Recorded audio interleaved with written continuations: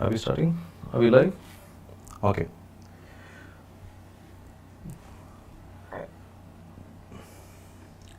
Good evening, friends. Can you all hear me? Good evening, everybody. Can you all hear us? Just let me know if you can hear us with a quick chat. Okay.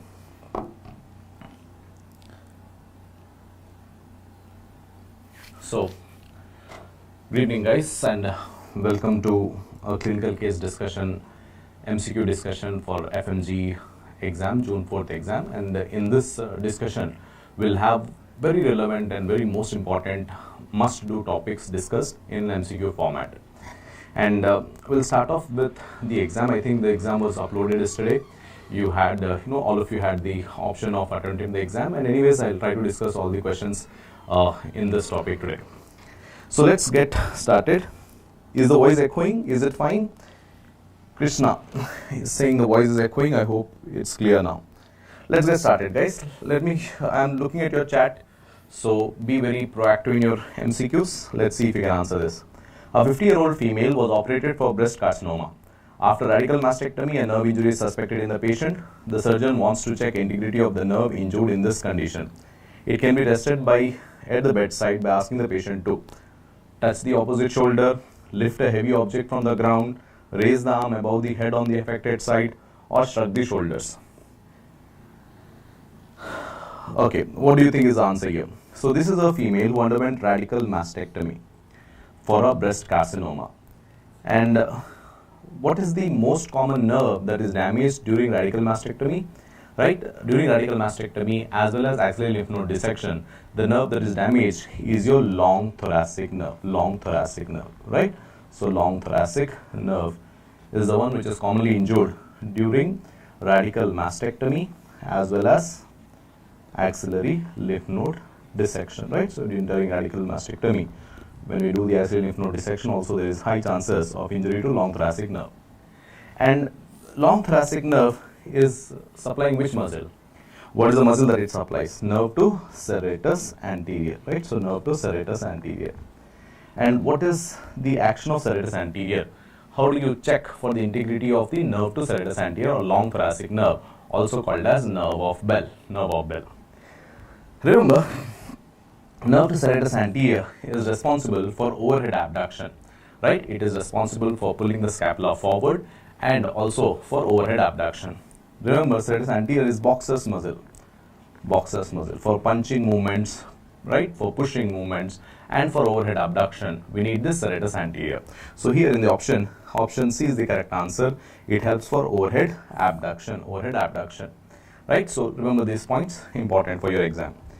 And what is the other thing that you commonly get with damage to long thoracic nerve or damage to serratus anterior? What is the important sign that you know? Audio. I hope the audio is clear. Okay, what is the other important finding that you see with damage to long thoracic nerve or nerve to serratus anterior?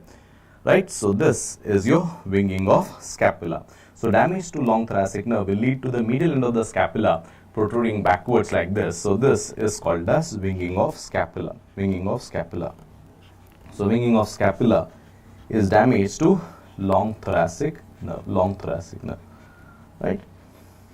Or the nerve to serratus anterior. So please remember a few things about the abduction of the arm. The initiation of abduction, that is between 0 to 15 degrees of abduction is by supraspinatus, right? So 0 to 15 degrees is by supraspinatus. The deltoid is specially known for abduction between 15 to 90 degrees of angle of abduction. And overhead abduction, right? So this overhead abduction, this can be given in different fashions. They can ask about overhead abduction as having weakness of combing the hair, of having weakness of lifting something from a height. So when they give these clues that there is difficulty in brushing the hair or difficulty lifting something from a height, think of defect in overhead abduction, defect in nerve to serratus anterior or the nerve to trapezius. Nerve to serratus anterior is the long thoracic nerve, And what is the nerve to trapezius? What supplies trapezius? Can you tell me what supplies trapezius? There is an echo in the audio. No. Is there echo? It's echoing. You can switch that off. Okay. Is it fine now? Just let me know if it is fine. Okay. So the trapezius is damaged, is supplied by which nerve? The spinal accessory nerve. The spinal accessory nerve. So these are causing weakness in overhead abduction, long damage to serratus anterior long thoracic nerve, or damage to trapezius or the spinal accessory nerve. Next thing. And what is that condition in which we have difficulty in touching the opposite shoulder? What is this test called? When do you have difficulty in touching the opposite shoulder? Anybody? Difficulty in touching opposite shoulder. What do you call this test? Is it fine now? Check audio connection. Is it still okay, or you have still the issue with it? What is this test, anybody? This is called as Dugas test. And Dugas test, for which condition do we do this? This is seen in anterior dislocation of shoulder. Anterior dislocation of shoulder. There will be inability to touch the opposite shoulder. So this is Dugas test for anterior dislocation of the shoulder. You also have the Hamilton ruler test for shoulder dislocation. So remember, difficulty or inability to touch the opposite shoulder. Think of anterior dislocation of the shoulder. And when do we have difficulty in shrugging the shoulders?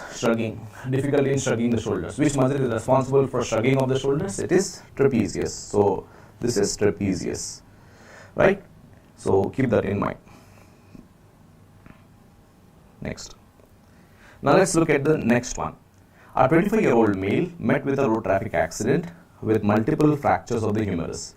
Following the accident, he has difficulty in elbow flexion and supination. So there is a road traffic accident, there is multiple fractures of the humerus, and after that there is difficulty in elbow flexion and supination in the patient.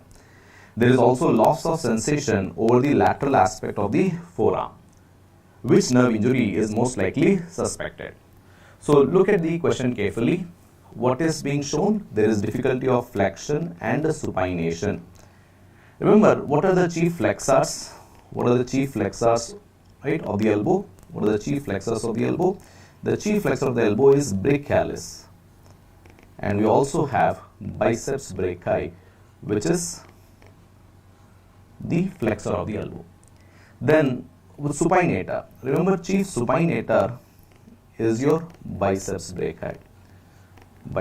We also have a muscle called as supinator muscle, but supination is also mainly done by biceps brachii. So there is damage to this biceps brachii, and that is the reason there is weakness of flexion of the elbow and supination. And this biceps brachii is supplied by which nerve? It is supplied by musculocutaneous nerve. Musculocutaneous nerve. Now look at the name carefully. It supplies the muscles of anterior compartment of the arm. What were the muscles of the anterior compartment of arm? BBC. Biceps brachialis as well as coracobrachialis. Biceps, that is the biceps brachii, brachialis and your coracobrachialis. These coracobrachialis, these are supplied by musculocutaneous nerve. And it also gives a cutaneous innervation. Cutaneous innervation to the is giving rise to lateral cutaneous nerve of forearm. It gives rise to lateral cutaneous nerve of forearm. So because there is damage to musculocutaneous nerve, you will have loss of flexion of the forearm, lack of supination. There is weakness of supination, as well as there will be weakness of loss of sensation over lateral aspect of the forearm. The lateral cutaneous nerve of forearm is coming from musculocutaneous nerve. So the correct answer here should be musculocutaneous nerve. Is that fine? Okay. What about radial nerve? Can you tell me what is the injury that occurs with radial nerve injury? What is the thing with radial nerve injury? What do you have with the radial nerve injury? Is the voice still difficulty with everybody, or is it okay now? Is the voice still difficulty? Is the voice clear, guys? Just give me a quick one if you're okay with the voice now.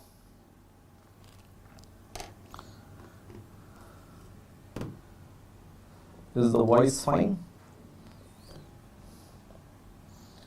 Okay. Fine. So radial nerve injury produces wrist drop, right? So wrist drop, that is good. And what about axillary nerve injury? Do you remember anything with the axillary nerve? Axillary nerve injury?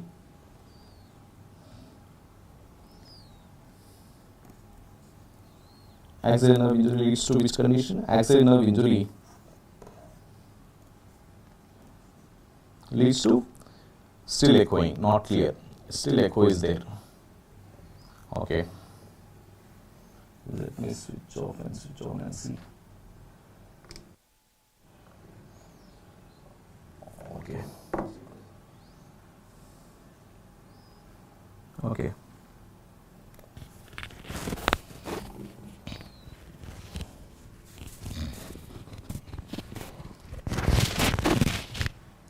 Okay. Now, what is axillary nerve injury doing? Axillary nerve injury leads to weakness of the deltoid muscle and deltoid weakness, and also please remember axillary nerve injury will lead to what is called as regimental badge sign. Regimental badge sign. So regimental badge sign as well as your deltoid weakness, that is flattening of the shoulder, deltoid weakness, right, will occur. Deltoid palsy and regimental badge sign. This will occur with axillary nerve injury. And deltoid nerve weakness or the deltoid damage to the deltoid muscle will lead to loss of abduction, right? So loss of abduction. And what angles of abduction? 15 to 90 degrees of abduction. And also, please remember, deltoid weakness will also lead to flattening of the shoulders. So whenever you're given these words, flattening of shoulders, right? Flattening of shoulders, loss of abduction, all of this, think of axillary nerve injury or damage to the deltoid. And what about ulnar nerve? Ulnar nerve injury, this all you know is partial claw hand, partial claw hand. And any other thing with ulnar nerve injury, what else does it lead to? Partial claw hand. And any sign you remember, especially when you are holding a book, okay, with your thumb. When you are trying to use the adductor-pollicis, the adductor-pollicis will not work. Instead, you have the flexor-pollicis working. What do you call that? Robotic. What is that called as? That is called as Froment sign. Froment sign. So, Froment sign and partial claw hand. Froment sign and partial claw hand. These are features of your ulnar nerve damage. Ulnar nerve damage. We'll do one thing, guys. I'll just, review the sound once again, and I'll just we'll restart it once again. Is the sign clear? Is the voice clear now at least? Shall we resume in some time? Okay, fine. So let's come to the next one. Let's look at the next question here. A 45-year-old woman with a large abscess in the middle of the right posterior triangle of the neck. So in the posterior triangle of the neck, there is a large abscess. The general surgeon incised and drained the abscess. 6 days later, the patient noticed that she could not extend her right hand above her head to brush her hair. So there is an abscess in the right posterior triangle of the neck, and she is having inability to extend her right hand above the head to brush her hair. So when I said there is inability to brush her hair, you are talking about overhead abduction, right? So there is weakness of overhead abduction. Which could be the likely cause for the patient's given sign and symptoms? So, is it damage to scalenus muscle, cut injury to the spinal part of axillary nerve, injury to suprascapular nerve, or spread of infection to the shoulder joint? So, what will lead to lack of overhead abduction or inability to brush her hair? What do you think this could occur with? Please remember, the inability to have overhead abduction. Remember overhead abduction, when I say overhead abduction, I mean abduction above 90 degrees. And this overhead abduction, I told you, is either by serratus anterior or by trapezius. The serratus anterior is supplied by long thoracic nerve, and the trapezius is supplied by the spinal axillary nerve. And this spinal axillary nerve goes very superficially in the posterior triangle of the neck. And whenever you have an abscess and you are doing an incision and drainage in the posterior triangle of the neck, there could be injury to this spinal axillary nerve and there could be damage to trapezius. This leads to weakness of overhead abduction as well as inability to shrug the shoulder.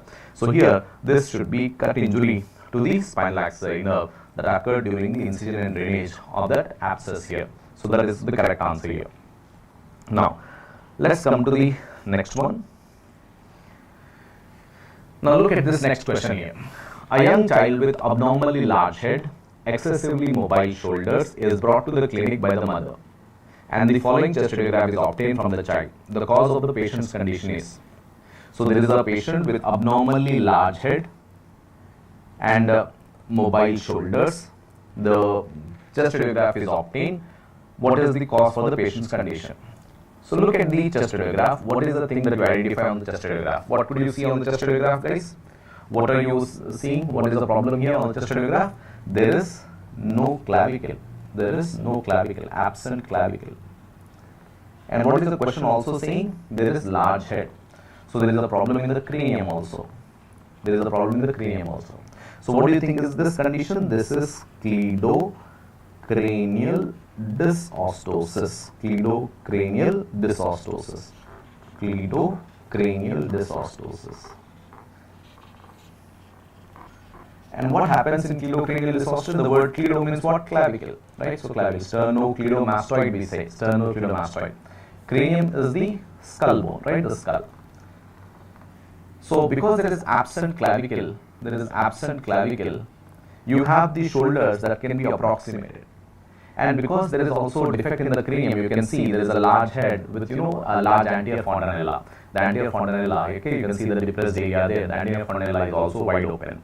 So, and this is due to defect in intramembranous ossification. Please remember, the intramembranous ossification is seen with flat bones like the skull bones, and clavicle also undergoes intramembranous ossification.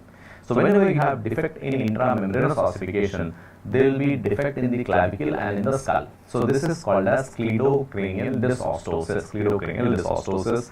Remember, intramembranous ossification occurs for flat bones, right? Flat bones like the skull and one long bone, that is clavicle. Clavicle undergoes intramembranous ossification. And what is this patient suffering from? What do you think is this condition? What is this condition? This is achondroplasia. Achondroplasia. Achondroplasia. And achondroplasia is defect in which type of ossification? This is defect in enchondral ossification. Enchondral ossification. And what will be the defect here? This is defect in long bones, right? So defect in long bones. So the humerus, the radius, all of these will be defective. All of these will be defective. Now, when you have achondroplasia, some important signs that I want you to remember. In achondroplasia, there will be trident hand. Trident hand, right?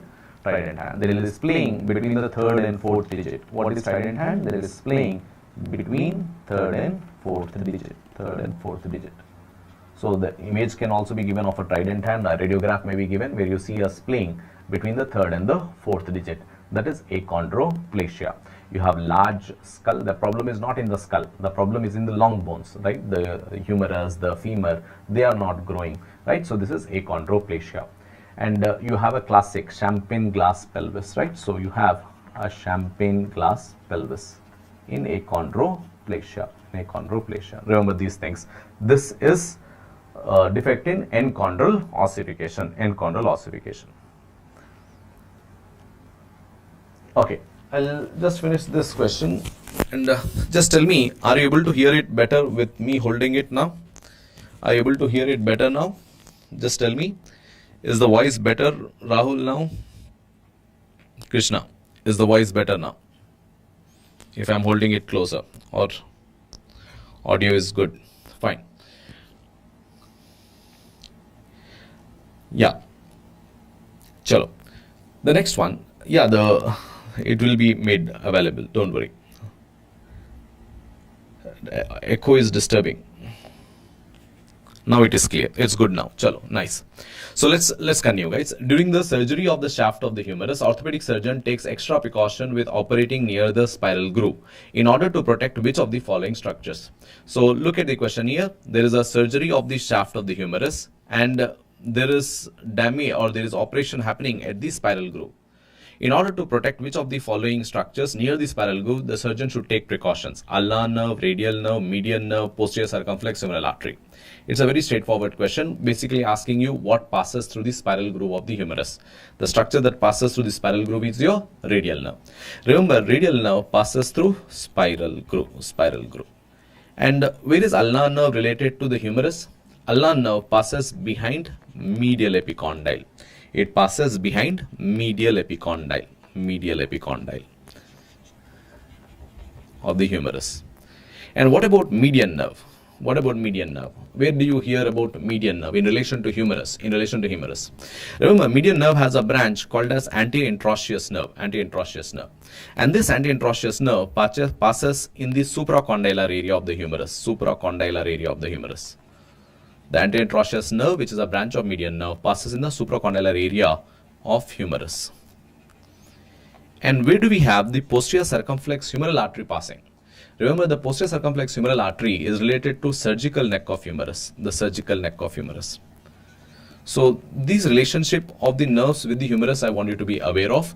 The ulnar nerve passes behind the medial epicondyle of the humerus. So injury to the medial epicondyle of the humerus damages the ulnar nerve. Radial nerve in the spiral groove or the radial groove behind the shaft of the humerus. Median nerve, especially the branch of the median nerve, the antereintroitious nerve, passes in the supracondylar area of humerus. Posterior circumflex humeral artery at the surgical neck of humerus. So here it's simple, straightforward answer, the radial nerve. So please remember, at the surgical neck, I want to remember two structures. One is your axillary nerve, which you already know, right? And I want you to remember one artery, that is your posterior circumflex humeral artery. So whenever they give you injury to surgical neck of humerus, these two things, damage to axillary nerve and damage to posterior circumflex humeral artery. And at the spiral groove, if they say there is fracture of the spiral groove or fracture of the shaft of the humerus, think of radial nerve injury. And which artery, guys? Which artery at the spiral groove? We have the profunda brachii artery or the deep brachii artery. Profunda brachii artery or the deep brachii artery is injured at the spiral groove. And behind the medial epicondyle, we have the ulnar nerve passing. Behind the medial epicondyle, we have the ulnar nerve. And what is passing in the supracondylar area? Here also we have two structures passing. One is the anterior introitious nerve, branch of median nerve. And we also have the artery, which is your brachial artery. So these are damaged in your supracondylar fractures. So I want you to remember this image, very, very important for your exam. Surgical neck of humerus, two structures. Which nerve? Axillary nerve. And which artery? Posterior circumflex humeral artery. At the spiral groove, two structures, radial nerve and profunda brachii artery. Behind the middle epicondyle of the humerus, ulnar nerve. And at the supracondylar area, the antereintroitious nerve, branch of median nerve, and the brachial artery. These are in the supracondylar area of humerus. Now let's move to the next question. Try to answer this one, guys. Try to answer this, come. A 45-year-old woman presents with complaints of diminished vision on the lateral halves of the both eyes. The most probable site of lesion in the patient is. So these are, must-do topics that I have selected. I have not done something, very fancy. I have kept it to what I feel all of you should know, at least, bare minimum before your exams. And, the average score that we were getting, right, in the mock was around 52%. So that's like, pretty doable for when you are getting an average score of 52% for most of it. I hope, you should know all these topics well. Try to answer this. So there is diminished vision on the left halves of both eyes. So what is the most probable site of lesion in this patient? So if you look at the visual fields, if you have a damage to the, let me just show you the image. So if I say left half, so imagine this is right side and this is left side. This is right side and this is left side. Now, if I have the visual field which is damaging the both right side or both left side like this. This is your homonymous hemianopia. So they are both on the same direction. Okay, so they are both in the same direction. This is called as homonymous hemianopia. But if I have injury one like this and one like this,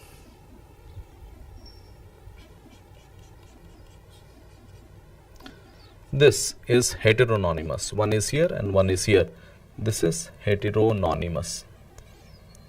And this is homonymous. So if they are in the arrow is directed on the same side, that is homonymous. If it is in the opposite side, that is heteronymous. Now, heteronymous hemianopia occurs only when there is optic chiasma damage. Optic chiasma damage, there will be heteronymous hemianopia. And if I have optic nerve damage, the entire left eye becomes blind. So if the left eye is there, the entire visual field in that area will be lost. And if I have optic tract damage, you have homonymous hemianopia, contralateral homonymous hemianopia. And if you have occipital lobe damage also, you have homonymous hemianopia, but the clue here is you have macular sparing. And always remember, whenever we have damage to the optic tract or anything beyond the optic chiasma, any lesion injury beyond optic chiasma, it always produces contralateral homonymous hemianopia. So let me show you the visual pathway. So this is how the visual pathway is there. So here you have the optic chiasma where only the nasal fibers will cross over. The important thing to remember in the visual path is in optic chiasma, only nasal fibers cross over. Only nasal fibers cross. So when we have only nasal fibers crossing at optic chiasma, they will be having bitemporal. Remember, each nasal field looks into the temporal field. Each nasal retina looks into the temporal visual area. So a bitemporal hemianopia, whenever you have damage to the optic chiasma, it leads to bitemporal hemianopia, also called as heteronymous hemianopia. So if I have damage to the optic nerve, complete blindness in that eye. If I have damage to optic chiasma, that leads, because optic chiasma has binasal fibers which are crossing over. Only the nasal fibers are crossing. You have bitemporal hemianopia. In the visual field, the temporal sides will be lost. So bitemporal hemianopia will be lost when you have damage to optic chiasma. And if you have damage anything beyond the optic chiasma, so whether it is the optic tract, lateral geniculate body, or the optic radiation, or the visual cortex, all of this will lead to heteronymous hemianopia, contralateral heteronymous. If right side is damaged, you have left heteronymous hemianopia, and if you have your left side damage, you have right homonymous hemianopia. Optic chiasma damage leads to heteronymous. Anything beyond optic chiasma, whether it is the optic tract, lateral geniculate body, optic radiation, or the occipital cortex, you have contralateral homonymous hemianopia. And with visual cortex being involved, visual cortex is the occipital lobe, right? So whenever they say occipital lobe damage, the important thing in occipital lobe damage will be macular sparing. So please remember, whenever we have, so imagine this is the right side, left side, right side and left side, right side and left side. So if both the visual fields of the same side are involved, this is called homonymous hemianopia.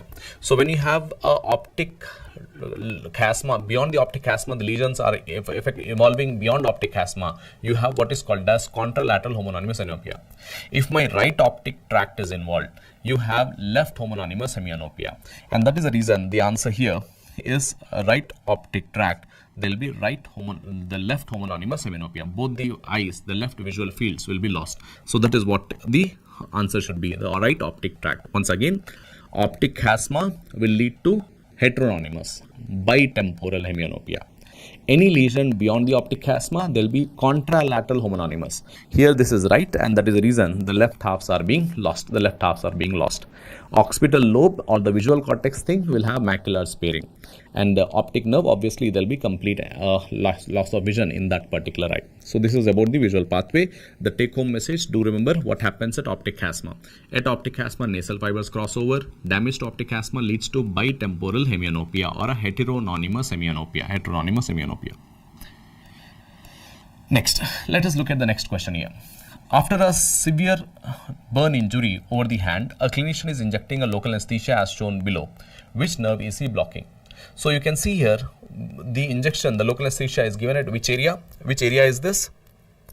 Which area is the image showing you? This is your anatomical snuff box. Anatomical snuff box. And basically they are asking you what nerve is damaged at the anatomical snuff box, or what nerve is anesthetized at the anatomical snuff box. Right? So this is the superficial branch of the radial nerve. So the nerve that is damaged is superficial branch of the radial nerve. So let us understand the anatomy of the anatomical snuff box. If you look at the anatomical snuff box, the abductor pollicis longus and extensor pollicis brevis, these form the lateral boundary. These are forming the lateral boundary. The extensor pollicis longus. So remember, one longus, one brevis, together they are forming the lateral aspect of the anatomical snuff box. The medial aspect is formed by the extensor pollicis longus. And in between we have this triangular depression called as anatomical snuff box. The artery that passes through that is the radial artery. The nerve is also the superficial branch of radial nerve. And what is the base of the anatomical snuff box formed by? This is by what is a bone? The bone that is involved here is your scaphoid. So please remember a few important things about anatomical snuff box. What is the lateral boundary? What is the medial boundary? And what is the underlying bone? The underlying bone is the scaphoid. And fracture of the scaphoid leads to swelling over the anatomical snuff box. Fracture of the scaphoid leads to swelling over the anatomical snuff box. And the artery that passes through anatomical snuff box is radial artery, and the nerve is the superficial branch of radial nerve. And what was this condition where you have this inflammation of the common tendon sheath containing abductor pollicis longus and extensor pollicis brevis? Do you know any inflammation of these two tendons that occurs? Can you remember any condition where abductor pollicis longus and extensor pollicis brevis are inflamed? What is a tenosynovitis called? Which involves abductor pollicis longus and extensor pollicis brevis, these two tendons which are passing together. This is called as decurrence tenosynovitis, right? Decurrence tenosynovitis. This will involve abductor pollicis longus and extensor pollicis brevis. So these things you have to understand. So these two tendons, the abductor pollicis longus and extensor pollicis brevis, these two are going through a common tendon sheath, right? So this is in a common tendon sheath which can be inflamed in decurrence tenosynovitis. And the the extensor pollicis longus is the medial aspect. The abductor pollicis longus and the extensor pollicis brevis is the medial thing. And what is this bone? The bone here is the scaphoid. So whenever you have swelling over the anatomical snuff box, think of scaphoid fractures. And about anesthesia that is given in these areas, it is important to understand sometimes in burn patients we try to anesthetize these nerves to reduce the pain that occurs after burn. One is the anatomical snuff box where you try to anesthetize the superficial branch of the radial nerve, and between the tendons of extensor carpi radialis and palmaris longus we have the median nerve, and we try to anesthetize the median nerve in that area between the palmaris longus tendon and the flexor carpi radialis. And adjacent to the tendon of flexor carpi ulnaris, we have the ulnar nerve that we try to anesthetize so that the pain is less in a burns patient, right? Especially we try to put the anesthesia in these areas. So ulnaris, right, on the medial side, so ulnar nerve. So just adjacent to the tendon of flexor carpi ulnaris, you have anesthetizing the ulnar nerve. Between palmaris longus tendon and the flexor carpi radialis, we have the median nerve, we anesthetize it there. And in the anatomical snuff box, we anesthetize the radial nerve to cause pain relief. And this is how you identify the area where you have to anesthetize the median nerve. And this area near the medial side, this is the little finger, the ulnar side. So here, this is the ulnar nerve where the anesthesia is being done. On the anatomical stuff box, this is the area for radial nerve, right? So simple questions that can be asked, that you should know which nerve is being anesthetized in that area. And this is very important, the cutaneous supply of the palm. Remember, the root of the thumb, okay, the base of the thumb or the root of the thumb is supplied by radial nerve. On the palmar side, the 3½ digits are supplied by the median nerve, and the 1½ digits are supplied by the ulnar nerve. And on the dorsal side, again, the radial nerve on the lateral aspect and the ulnar nerve on the medial aspect. The nail beds is by the median nerve. The 3½ digits, the nail beds is by the median nerve. Just keep that idea. Now, next question. A 8-year-old boy presents with pain in the wrist. A wrist radiograph was obtained. Identify the carpal bone marked by the letter A. So you can see this is the letter A, and they're asking you what is this carpal bone, right? Last exam they asked you a radiograph and they asked you about the tarsal bones. They can ask you about carpal bones also. So please be sure about your tarsal and the carpal bones on the radiographs. What do you think is this? A boy presents with pain in the wrist. A wrist radiograph was obtained. Identify the carpal bone marked by the letter A. So first thing is to understand the arrangement of the carpal bones. Remember, in the carpal bones, we have a proximal row which is closer to the radius and ulna, and a distal row which is away from that, right? So proximal row and distal row. And from lateral side to medial side, if you look at the arrangement from lateral to medial side, that means from the radius to the ulnar side, we have the mnemonic, she looks too pretty, too pretty. So this is the proximal row, and she have scaphoid, lunate with together forming the wrist joint, articulating with the radius. They are on the lateral side towards the radius.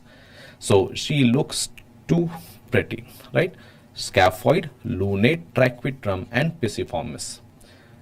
Try to catch her. Try to catch her. What is this? Trapezium, trapezium, trapezoid, capitate, and hamate.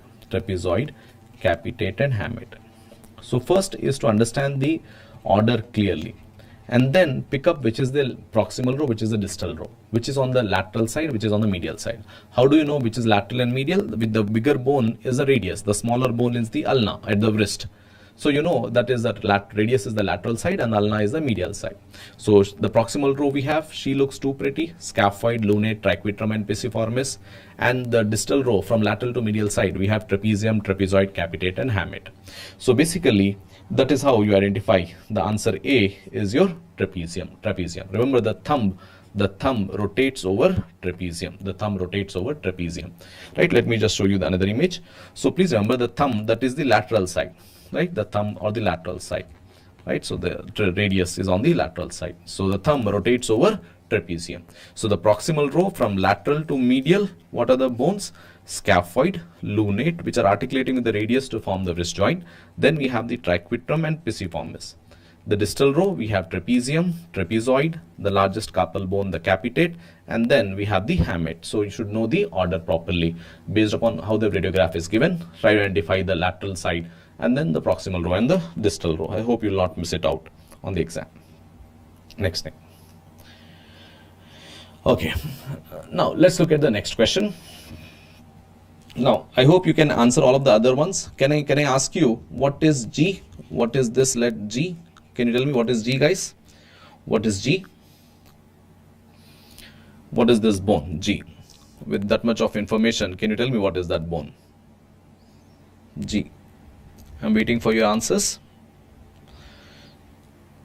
So, G is the largest carpal bone. This is capitate. Yes, this is capitate, right? So capitate. Good. So capitate. And right? Fine.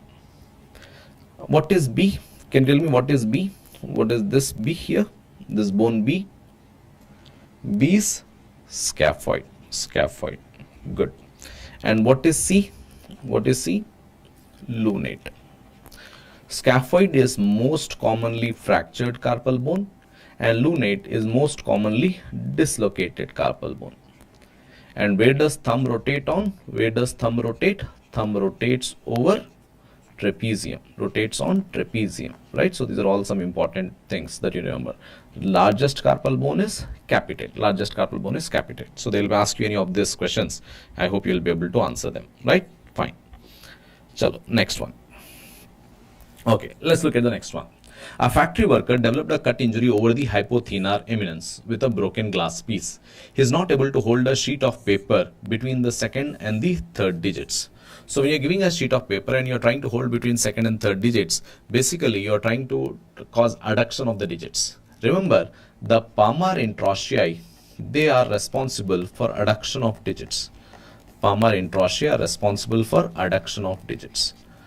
Right? So pad and dab you must have studied by now. Palmar introsei are for adduction, dorsal introsei are for abduction of digits. And these introsei, all the introsei are supplied by which nerve? Ulnar nerve. All the introsei are supplied by ulnar nerve. The palmar introsei help in adduction of digits, and these can be tested by this CART test, and this is supplied by the deep branch of the ulnar nerve. The introsei are supplied by the deep branch of the ulnar nerve. So this is the CART test, right? So you try to look at the action of the introsei, the palmar introsei specifically. And this CART test is done to know the integrity of the ulnar nerve, or which muscles? The introsei muscle, especially the palmar introsei, right? So that is about the CART test. Now, the next one.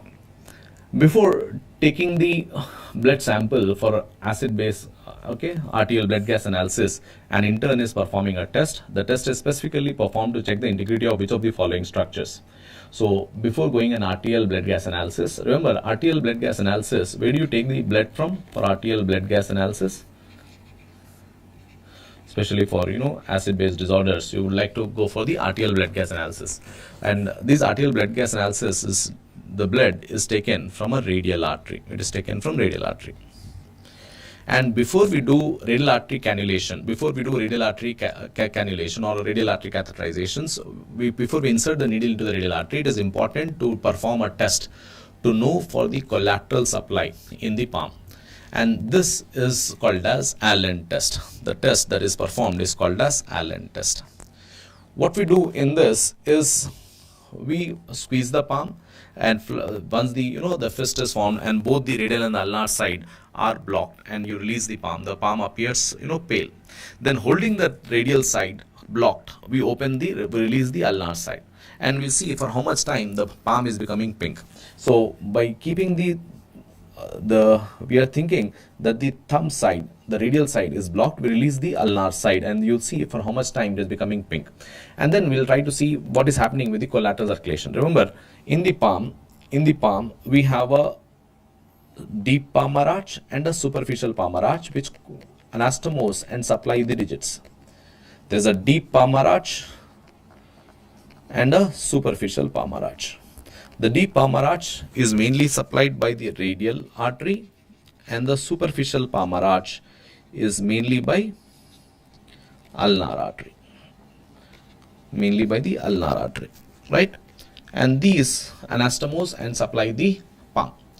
Whenever you are doing a radial artery cannulation, when you are putting the needle into the radial artery, we are thinking that the radial artery can get compressed, they can get thrombosed. And we want to know if the collateral supply is sufficient to supply all the digits. So basically you are trying to know whether the ulnar artery will be able to supply when I do a radial artery cannulation, and if there is a thrombus there. So Allen test is done to know the integrity of which artery? The ulnar artery. We are thinking that the radial artery will get thrombosed, and we see whether the ulnar artery is patent enough to supply all the digits. So this is basically done to know the integrity of which artery? The ulnar artery. Right, so it is done for the integrity of ulnar artery. We want to see that if the radial artery gets thrombosed after radial artery cannulation, is the ulnar artery patent enough to supply the collateral circulation in the palm or not? We'll try to test in both the hands and see which is having a better collateral circulation, and then in that radial artery is cannulated. This is called as Allen test. Okay, so this test is what is Allen test, important for radial artery cannulation. So, and this is done to know the integrity of which artery? Ulnar artery. We think that the radial artery will get thrombosed, and we want to know whether ulnar artery is having good enough collateral circulation. Now let's come to the next one here. A patient suspected of stroke has weakness of his right upper limb and one side of his face. So his right upper limb, also his face, has some weakness. His speech is also slow, slurred and non-fluent. So the speech is also laborious, he is slow, slurred and non-fluent, but the language comprehension is good. There is a good understanding of the speech. There is good language comprehension. Which vessel is suspected to be thrombosed in this patient? Is it a left anterior cerebral artery, superior segment of anterior left MCA, or inferior segment of left MCA? So basically, is it a ACA or MCA or PCA? First of all, which artery is involved? ACA, MCA or PCA? ACA, remember, it supplies the medial aspect of the brain. ACA damage will lead to paraplegias mainly, okay, the lower limb problems. MCA, they lead to hemiplegia, as you are seeing, one side of the face, one side of the upper limb and all. PCA usually produces visual symptoms because it supplies the visual cortex or occipital lobes, the posterior cerebral artery infarction, they produce that.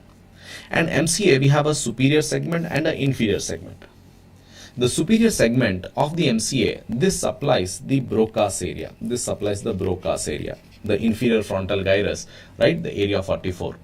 And the inferior segment of MCA supplies the 𝗲𝗺𝗀𝗃𝗃 area, the area 22, the sensory speech area. So once again, let me show you the images. If you look at these motor homunculus and the sensory homunculus, you know that the leg are on the medial side. The face and the upper limb are on the superolateral side of the motor homunculus. And if you look at the blood supply, the anterior cerebral artery supplies the medial aspect of the brain. The middle cerebral artery supplies the superolateral aspect of the brain. The posterior cerebral artery supplies the occipital lobes of the brain. So whenever we have ACA, the lower limbs get affected. So ACA infarction leads to paraplegia.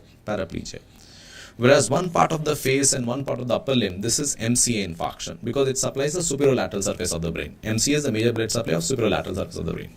And PCA infarctions, these will lead to visual symptoms because it supplies the occipital cortex, right? So the occipital areas are mainly supplied by PCA.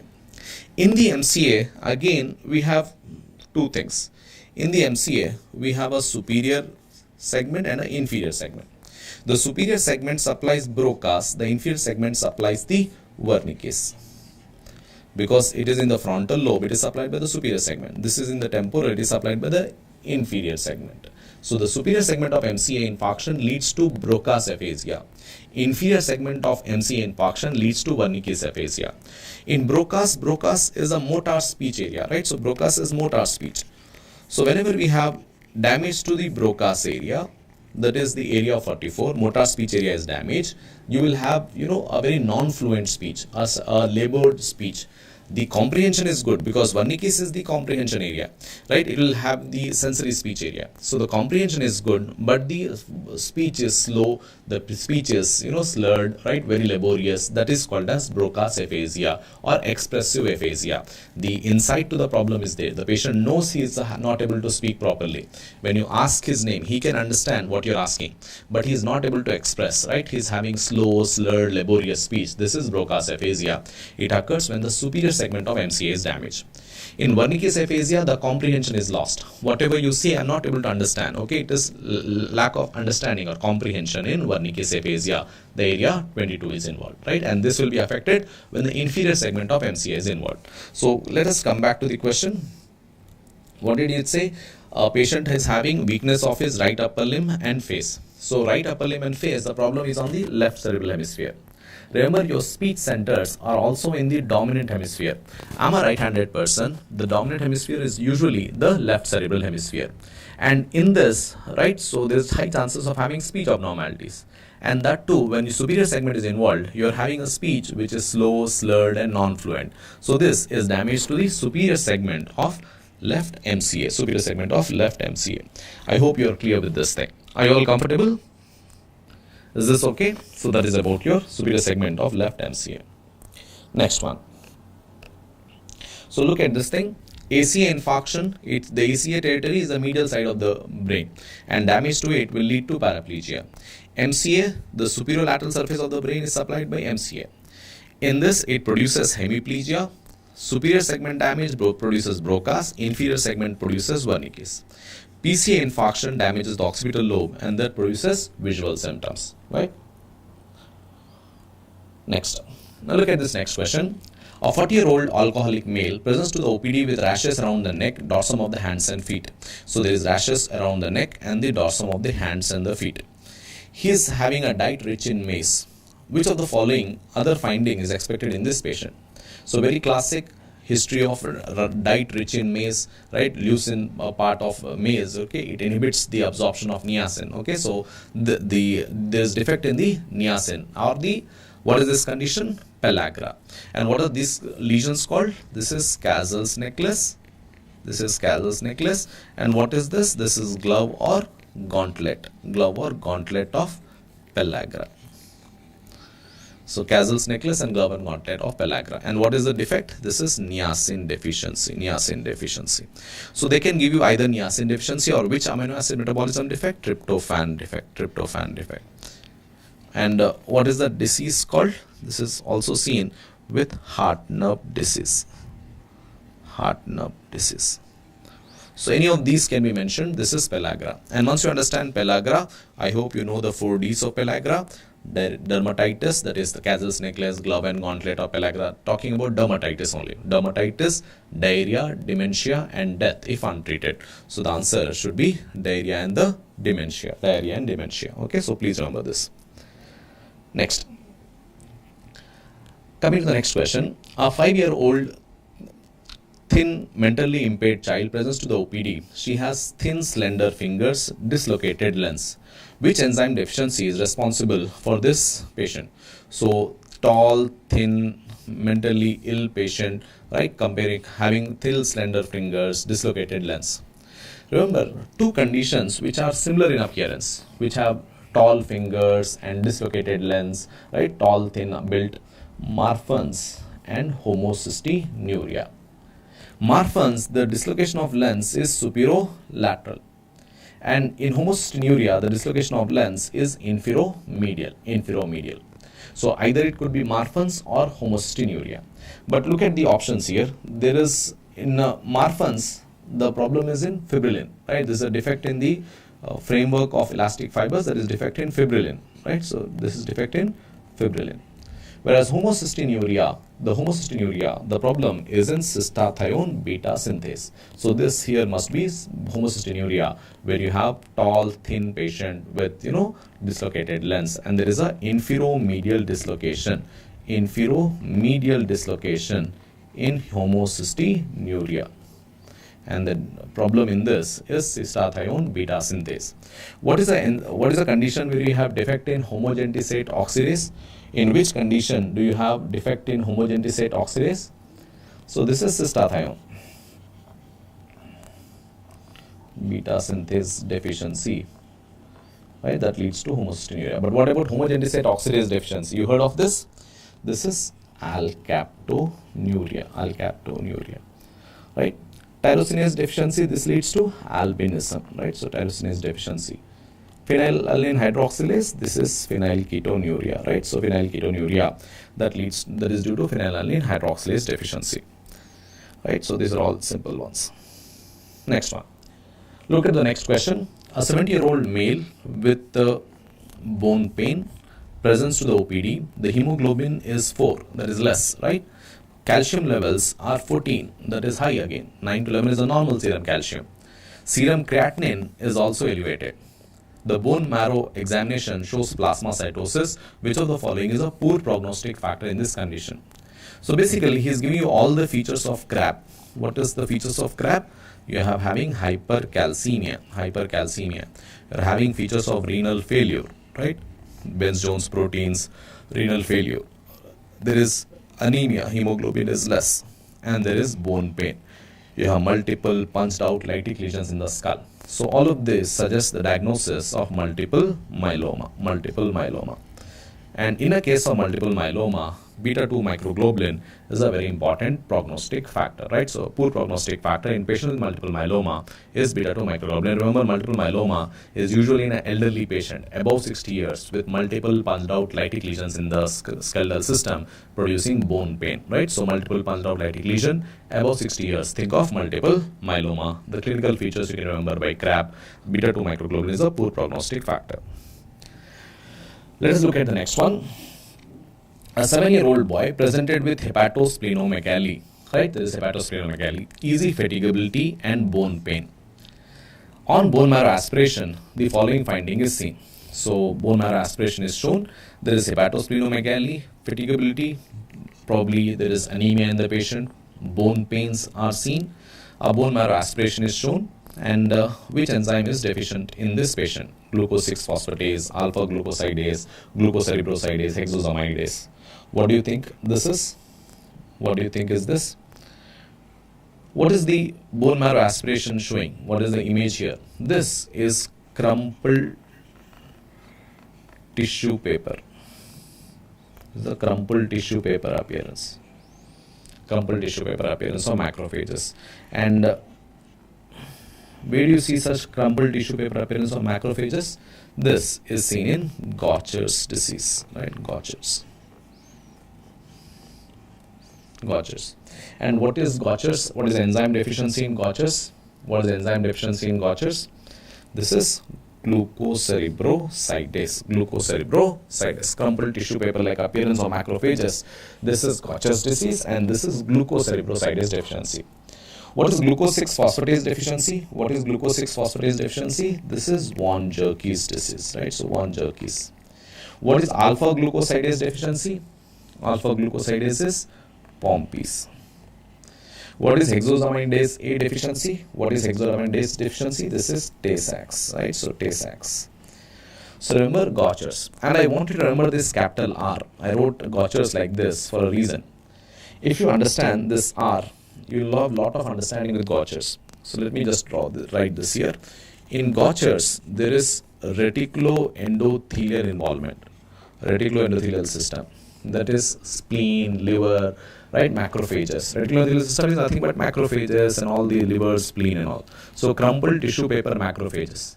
And reticuloendothelial system is also seen in the bone marrow. So there will be involvement of the bone marrow. Bone marrow is also a reticuloendothelial system, right? And bone marrow involvement, okay, this will lead to pancytopenia, bone pain. So all of these will be feature of 𝗏𝗃's, right? Keep this in mind, the capital R, reticuloendothelial system involvement. So once you understand the reticuloendothelial system, you can, extrapolate. Reticuloendothelial system is your bone marrow, your spleen, your macrophages. All of these are reticuloendothelial system, and all of these will be feature of 𝗏𝗃's. Remember, 𝗏𝗃's is glucocerebrosidase deficiency, or a beta-glucosidase deficiency. Glucocerebrosidase or a beta-glucosidase. Alpha-glucosidase is 𝗏𝗵𝗃's. Beta-glucosidase or glucocerebrosidase is 𝗏𝗃's. Let us learn all of them together. Alpha-glucosidase. Alpha-glucosidase is 𝗏𝗵𝗃's. Beta-glucosidase, also called as glucocerebrosidase. This is 𝗏𝗃's. Alpha-galactosidase,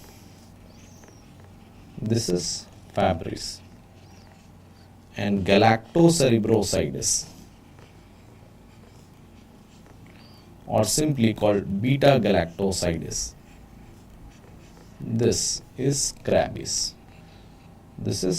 So remember this together, it's easy for you to understand.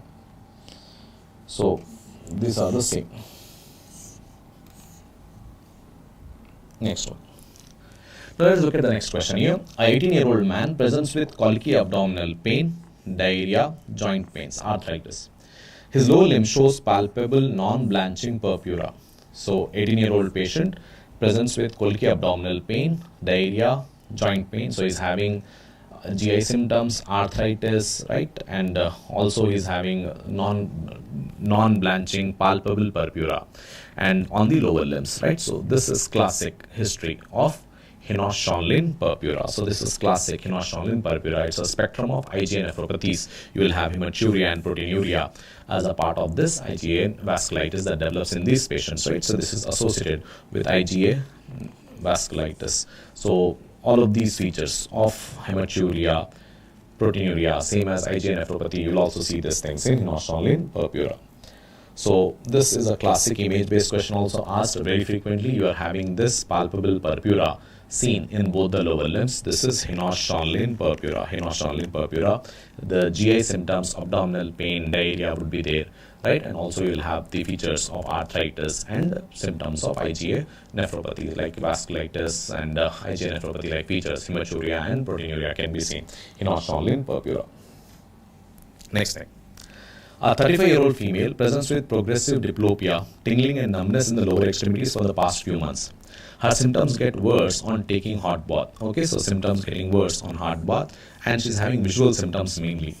Progressive diplopia. And a female who is known to have autoimmune diseases, right, around the ages of 40, close to 40 years, right? Progressive diplopia, symptoms getting worse on bathing, neurological features, tingling and numbness, right?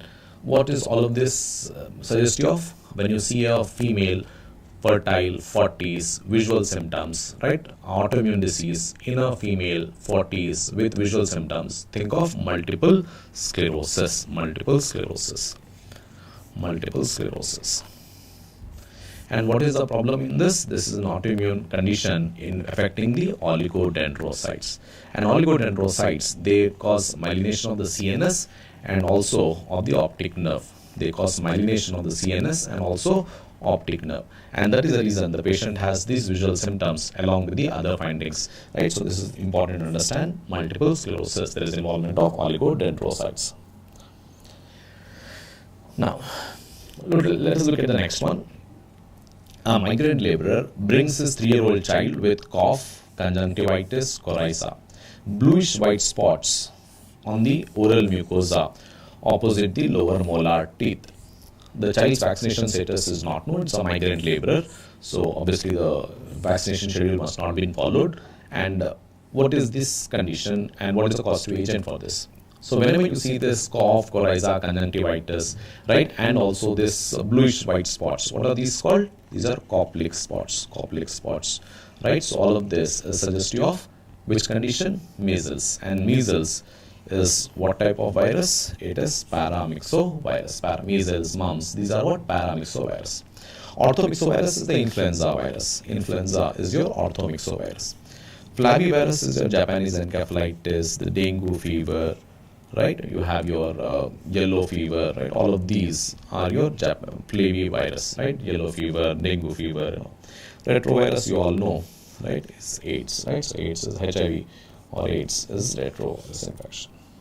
So answer will be paramyxovirus. Next one. A 12-year-old boy complains of fatigue, abdominal pain on exertion while playing games with his classmates. He complains of severe pain in his digits. Ultrasound abdomen shows a small spleen. Which of the following is the most likely diagnosis? So a patient is having fatigue, right, and abdominal pain after exertion. Fatigue could be due to anemia, right? This could suggest of anemia.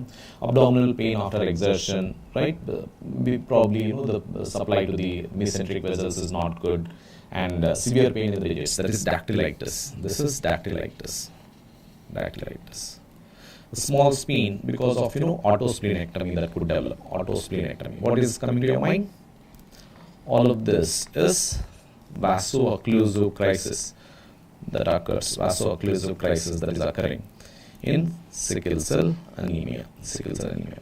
So once you understand vaso-occlusive crisis in sickle cell anemia, you understand a lot of things. So whenever you have this, deoxygenated blood, there is more sickling occurring. So what happens is whenever there is exertion, whenever the venous blood, on the venous side, you have a lot of this sickling which can cause vaso-occlusion and thrombosis, dactylitis, chest syndrome, avascular necrosis, anemia causing MI. Anemia causing MI is a sickle cell anemia. Anemia causing avascular necrosis, right? Lack of blood supply to the head of the femur. So this vaso-occlusive crisis is very important to understand in sickle cell anemia. So anemia causing avascular necrosis, anemia causing skin ulcers, anemia causing MI. All of this is sickle cell anemia. Sickle cell anemia. I hope you could understand dactylitis, autosplenectomy. All of this can occur with sickle cell anemia. Now let's look at the next one. A 50-year-old man presents with pallor, paresthesias, hemoglobin of 6 mg per deciliter, peripheral smear shows macrocytes, neutrophils are hypersegmented, endoscopy reveals atrophic gastritis, and the patient's symptoms are due to deficiency of which of the following? Now, whenever you see hypersegmented neutrophils, we know it is what? Megaloblastic anemia. Megaloblastic anemia. And this megaloblastic anemia can be due to B12 deficiency or due to folate deficiency, right? Folate deficiency. B12 deficiency, right? This can occur in cases of, pernicious anemia, which can be seen with the type A gastritis, right? Type A gastritis involving the fundus of the stomach, right? The atrophic gastritis that is you have, and involving the fundus of the stomach. And the difference is B12 will have all the neurological features, all the neurological symptoms will be seen in B12 deficiency. So when you are given this paresthesias along with hypersegmented neutrophils, right? Hypersegmented neutrophils can be seen in megaloblastic anemia, and whenever you see any neurological deficits, think of B12 deficiency. So this is B12 deficiency. So this is B12 deficiency. Let me erase this. Okay. So this is B12 deficiency that is given to you, right? So easy only, right? So please understand, atrophic gastritis can occur when type A gastritis, that can lead to damage to the parietal cells, damage to the intrinsic factor, lack of absorption of B12, right? And also B12 deficiency leads to this neurological symptoms. Remember one more important neurological symptom in B12, it can start with as simple as paresthesias and all, can go and produce symptoms involving the spinal cord also. They can be subacute degeneration of spinal cord, subacute degeneration of spinal cord.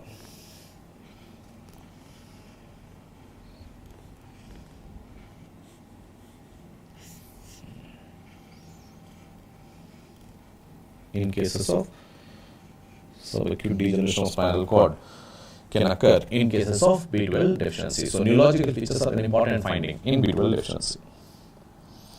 Coming to the gastritis, they can be type A gastritis, type B gastritis, right? So if it is involving the fundus of the stomach, right? So this involves the fundus of the stomach, the fundus and body, they are commonly involved in type A gastritis. Type B will involve the pylorus, the pyloric antrum, right? The pylorus and the antrum of the stomach. And type B gastritis is mainly Helicobacter pylori. Type A is mainly autoimmune, that is damage to the parietal cells and the intrinsic factor. So here the acid levels will be less, right? Here there will be excess acid production because parietal cells are also producing HCl. So type A, which is autoimmune gastritis, damages the parietal cells, leads to achlorhydria as well as lack of intrinsic factor, leads to B12 deficiency. Whereas type B gastritis due to H. pylori, there will be excess acid production in type B gastritis. Okay, let's look at another question here. A patient who was recently started on haloperidol, right, which is an antipsychotic drug, few weeks later developed tremors, rigidity and bradykinesia. So you're having features of Parkinsonism and excessive salivation. The first line management of this patient is, so basically you have antipsychotic drugs. Remember your antipsychotic drugs, especially the typical antipsychotics, these are having extrapyramidal side effects. They are dopamine blockers, right? They are D2 blockers, and these will have extrapyramidal side effects. And one of the important extrapyramidal side effect is drug-induced Parkinsonism. And for drug-induced Parkinsonism and most of these extrapyramidal side effects, you go for central anticholinergics. Right? So the answer here should be 𝗙𝗵𝗵𝗴𝗿. Drandrolene sodium, this is for neuroleptic malignant syndrome. Okay, malignant hyperthermia, neuroleptic malignant syndrome, for neuroleptic malignant syndrome and hyperthermia.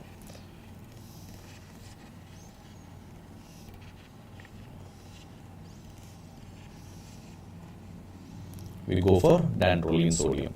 Trihexyphenidyl for all of these extrapyramidal side effects, especially drug-induced Parkinsonism, benzhexol, trihexyphenidyl, okay, benztropine, right? All of these are used as central anticholinergics for drug-induced Parkinsonism. Bromocriptine, this is mainly a dopamine agonist used for actual Parkinsonism, right? So for Parkinsonism, which is due to nigrostriatal degeneration, you can start by giving this dopamine agonist like bromocriptine. For drug-induced Parkinsonism, central anticholinergics like trihexyphenidyl.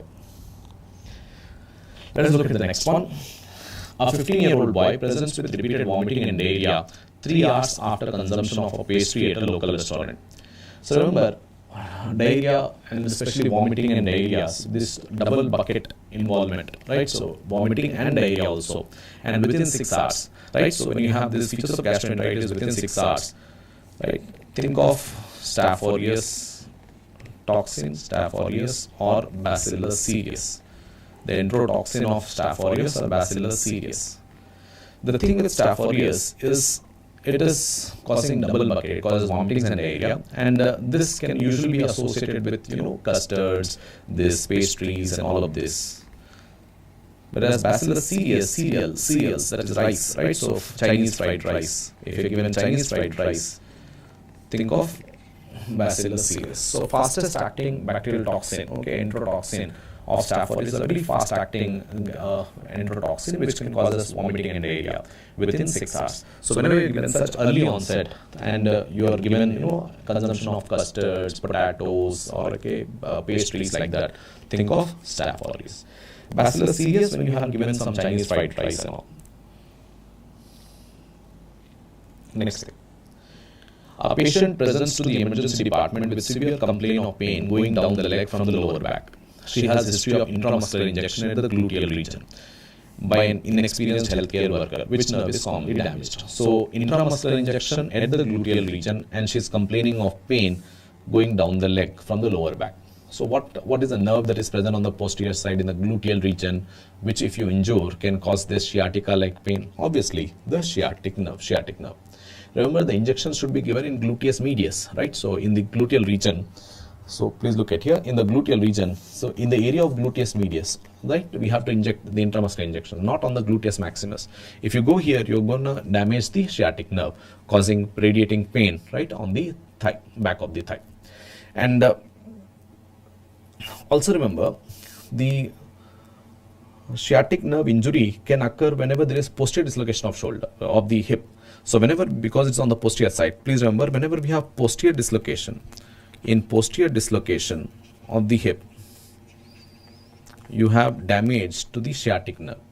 Femoral nerve is damaged when we have anterior dislocation. Anteriorly we have femoral nerve. So anterior dislocation of the hip will cause damage to femoral nerve, right? So keep this in mind. Even piriformis syndrome, because it goes below the piriformis muscle. In piriformis syndrome also, you have sciatic nerve injury. So either intramuscular injection in the gluteal region, posterior dislocation of hip, piriformis thickening, piriformis syndrome, all of this can cause damage to the sciatic nerve. Femoral nerve is damaged during anterior dislocation of the hip. Next one. During a cricket match, a batsman was hit by a ball on his head and lost consciousness momentarily. He quickly regained his senses, composed himself, and continued to play.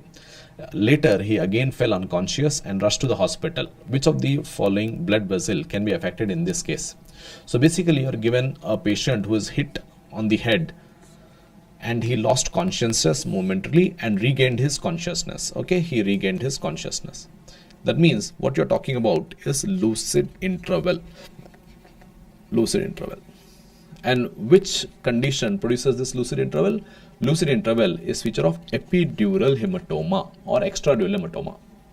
And epidural hematoma and extradural hematoma, what is it due to? It is due to damage to middle meningeal artery at the area of pterion, right? At the pterion of the skull, the head-shaped suture of the skull, at the pterion of the skull, we have this ascending branch of the middle meningeal artery that gets damaged, and that leads to the epidural hematoma. Remember, lucid interval is featured with epidural hematoma or extradural hematoma. So answer here should be middle meningeal artery. Bridging veins are affected in subdural hematoma.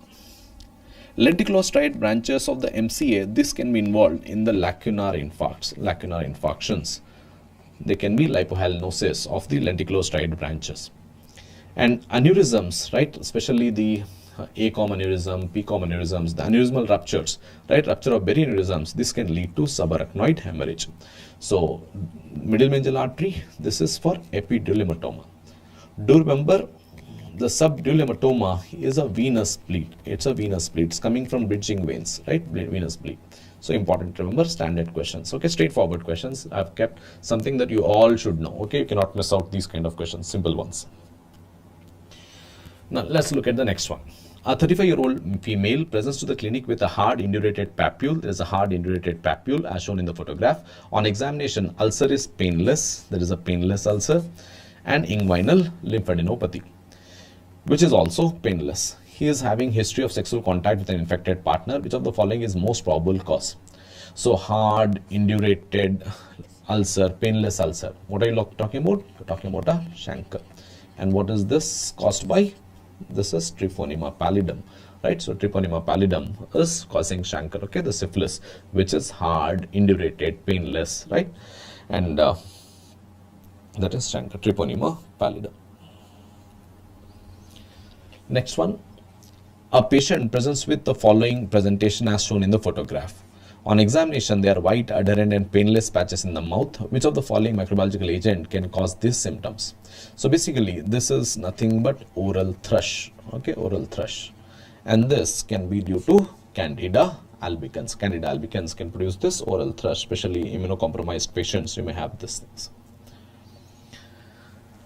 Next one, a 2-year-old female presents with gradual onset of fever, barking, cough, hoarseness and stridor. Okay, there is hoarseness and stridor, which is inspiratory in the beginning. On X-ray, the following radiograph is shown. What is the probable cause of this condition? So on the radiograph, you are seeing at the upper part of the trachea, okay, the larynx and the trachea, you are seeing mucosal edema causing narrowing of the lumen of the trachea. And this is called as a steeple, right? So this is called steeple sign. Okay, it's a narrowing like that because of mucosal edema, the air narrowing will occur. This is steeple sign. And what is causing the steeple sign? Steeple sign is caused by acute laryngotracheobronchitis, also called as croup, right? Acute laryngotracheobronchitis or croup. And what is the cause for this? This is parainfluenza virus. Parainfluenza virus is responsible for acute laryngotracheobronchitis or croup, and you're seeing the steeple sign there. Next one.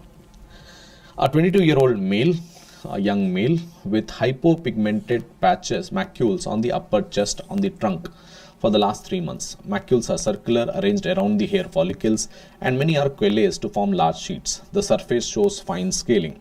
The surface is showing fine scaling. So hypopigmented patches over the trunk of a young male.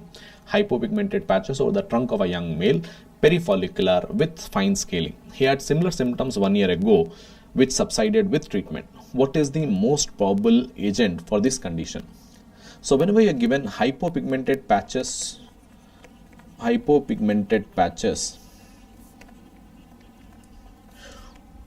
over the face in young boy,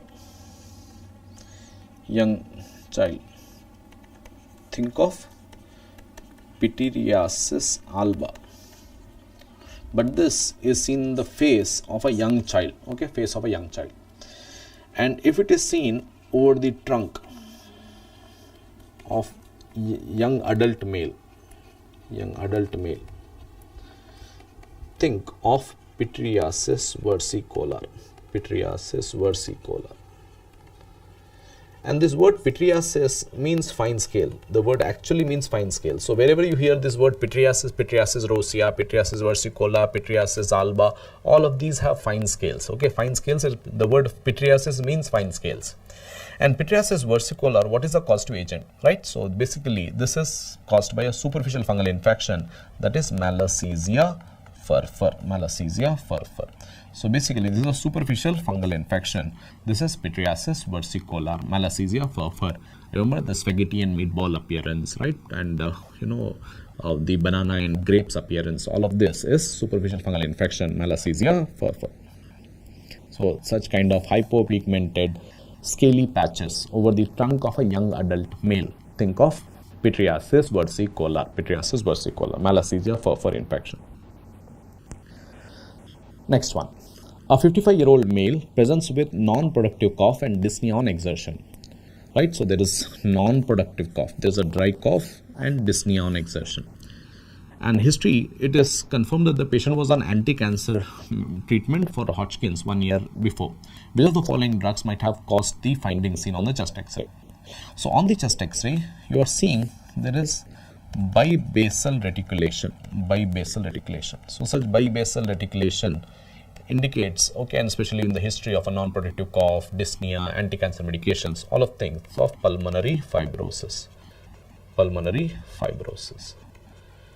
So basically, he is asking which anti-cancer agent is known to be causing pulmonary fibrosis. Remember, we all know this, bleomycin and busulfan, these are known to produce pulmonary fibrosis, right? So the answer either is bleomycin. Next one. A 54-year-old patient has cough with sputum for the last 15 days, fever and night sweats. So cough with sputum, fever and night sweats, so looks like tuberculosis already. ESR is elevated and he has said that the acid-fast bacilli is seen. So that confirms tuberculosis. His X-ray is shown. Clinician started him on treatment. Following the therapy, he developed tingling sensation over the lower limb. So basically after treatment for tuberculosis, he is developing the tingling sensations over the lower limbs. Following the therapy, he is developing tingling sensations over the lower limb. And which of the following when substituted can result in improvement of the symptoms? So what you need to understand is he is developing this peripheral neuropathy after starting antitubercular medication. So which antitubercular treatment is known to produce peripheral neuropathies, right? So please remember it is isoniazid that produces neuropathy, isoniazid. And that is the reason isoniazid should always be given along with pyridoxine. Okay, so to reduce the peripheral neuropathy with isoniazid, you have to always combine it with given along with pyridoxine to reduce the peripheral neuropathy. The answer here should be pyridoxine. Next thing. A 56-year-old female presents in the emergency room with breathing difficulties. It is informed by the attenders that she is taking medications for hypertension and congestive cardiac failure. So she is having breathing difficulties. She is taking anti-medications for hypertension and congestive heart failure. She suddenly developed skin rashes along with swelling of the tongue, lips and the eyes. Especially when you are given swelling of the lips, right, the oral mucosa involvement is a very important finding, right, and of angioedema, subcutaneous edema most commonly involves the lips. The patient who is on antihypertensive medication, on medications for congestive cardiac failure, suddenly developed these angioedema, which is also causing difficulty in breathing. Probably this has almost gone and involved the mucosa of the larynx also and the trachea, causing this breathing difficulty. Which of the following drug is known for this condition? So basically he's asking you which antihypertensive drugs or which drugs that we use in congestive cardiac failure can produce angioedema.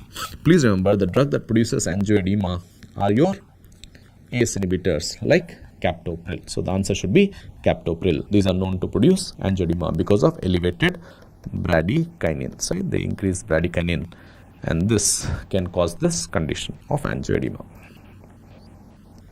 Next. A 51-year-old man is diagnosed with hypertension, who is also a known case of asthma. So hypertension and asthma. And his potassium and creatinine levels are slightly elevated. So he is asthmatic, his potassium and creatinine levels are elevated. And I hope you understand the previous question. Remember, ACE inhibitors are very good for preventing cardiac remodeling, and that is the reason we usually give them in congestive cardiac failure. And they're also very good antihypertensive agents. So in congestive cardiac failure and for hypertension, we give ACE inhibitors, and remember they prevent cardiac remodeling. Very good drugs to slow down the cardiac remodeling is ACE inhibitors. And the problem with the ACE inhibitors is that they can cause angioedema. Anyways, let's come back to this question. A 51-year-old man is diagnosed with hypertension. He is having asthma. His potassium and creatinine levels are elevated. Which of the following medicines would be appropriate in this case? Now, would spironolactone be good? Spironolactone is a potassium sparing diuretic. And because it is potassium sparing, it can cause hyperkalemia, which already is more. You would not give spironolactone to this patient. Amlodipine, coming to amlodipine, fine. Amlodipine is a cardioselective beta blocker. Propranolol is a non-selective one, and being a non-selective, I would not like to give propranolol in patient of asthma, right? So non-selective beta blocker, it can cause blockade of beta 2 receptors also and can worsen asthma, right? So this can worsen asthma, so you would not give this in this patient. Now amlodipine and hydrochlorothiazide, both are fine, but which would be more appropriate? Now remember, hydrochlorothiazides or thiazides and loop diuretics, both of them are known to produce hypokalemia. They cause hypokalemia as their side effect. And because already the potassium levels are elevated in this patient, giving hydrochlorothiazide would be a better treatment to treat his hypertension. So it is one of the first line drugs for hypertension and also helps you to control the elevated potassium in this patient. And remember, okay, so how to approach this question carefully, right? So hydrochlorothiazide should be fine, and it can be given unless the patient has a very bad renal failure. When the GFR is less than 30, then you don't give. Otherwise, okay, hydrochlorothiazide can be given as a hypertensive and a antidiuretic also, and also as a diuretic to improve the potassium levels in this patient. Next one. A 38-year-old male presents to the clinic with complaints of pain in the right side of the jaw. Each episode of pain is lasting for around 30 seconds, right? So there is pain which is lasting for a few seconds. He informs that the episodes of pain increase day by day, and these episodes are especially increasing when he walks in the cold. So on exposure to the cold, he have this very sharp pain in the right side of the jaw. What is the mechanism of action of the drug of choice for this condition? First of all, you should understand what is given here. A pain in the right side of the jaw, especially exposure to cold. What are you talking about here is trigeminal neuralgia. Trigeminal neuralgia. And what is the drug of choice for trigeminal neuralgia? The drug of choice for trigeminal neuralgia is carbamazepine. Carbamazepine. And what is the treatment, or what is the mechanism of action is asking basically. What is the mechanism of action of carbamazepine? Carbamazepine is a sodium channel blocker. It prevents the sodium influx. Okay, so it prevents the sodium influx. Next, the calcium channel blockers for the calcium influx. Sodium influx is by the carbamazepine, increasing the frequency of chloride channel opening. The frequency of chloride channel opening, this is benzodiazepines. And duration of chloride channel opening, this is barbiturates, right? So barbiturates. Benzodiazepines, they increase the frequency of opening, whereas the barbiturates increase the duration of opening of the chloride channels, okay, the GABA-mediated chloride channels. The duration is increased by barbiturates and frequency is increased by benzodiazepines, whereas carbamazepine is a sodium channel blocker. Next, look at this question. A child presents with problem in walking, seizures and inappropriate laughter. Her IQ is not appropriate as per her age. Which abnormality can cause her symptoms? So she's having ataxia, seizures and inappropriate laughter, right? This is basically happy puppets. We call them as happy puppets. So they have this ataxia, seizures and inappropriate laughter. That's the reason we call them as happy puppets. And this is seen with Angelman syndrome. Angelman syndrome. And this occurs due to deletion of maternal chromosome 15. Microdeletions on maternal chromosome 15. This leads to Angelman syndrome. Now, if you understand, there are two syndromes with chromosome 15. Okay, genomic imprinting when you study about Prader-Willi syndrome and Angelman syndrome. And Angelman. Remember PPP. In Prader-Willi, the paternal chromosome is present. So Prader-Willi gene is present on paternal chromosome 15. Paternal chromosome 15. So PPP, Prader-Willi gene is present on paternal chromosome 15. So if you have deletions of paternal chromosome 15, this leads to Prader-Willi. So Prader-Willi. Or when you have unilateral disomy of maternal chromosome 15, then also you will have Prader-Willi. So disomy of maternal chromosome 15 or deletion of paternal chromosome 15 leads to Prader-Willi. Whereas deletions of maternal chromosome 15 leads to Angelman. So Angelman is present on the maternal chromosome 15. Maternal chromosome 15. So PPP, remember, Prader-Willi gene is present. Prader-Willi gene is present on chromosome and paternal chromosome 15. So whenever there is paternal chromosome 15 microdeletions, you lead to Prader-Willi syndrome, and maternal chromosome 15 deletion leads to Angelman syndrome. Now let's look at this one. A 25-year-old woman presents to your clinic because of trouble with her vision.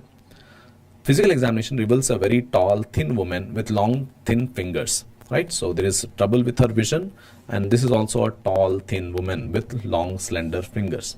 Examining her eyes reveals the lens of the eye to be in the anterior chamber. There is lens that is dislocated. The lens is also dislocated.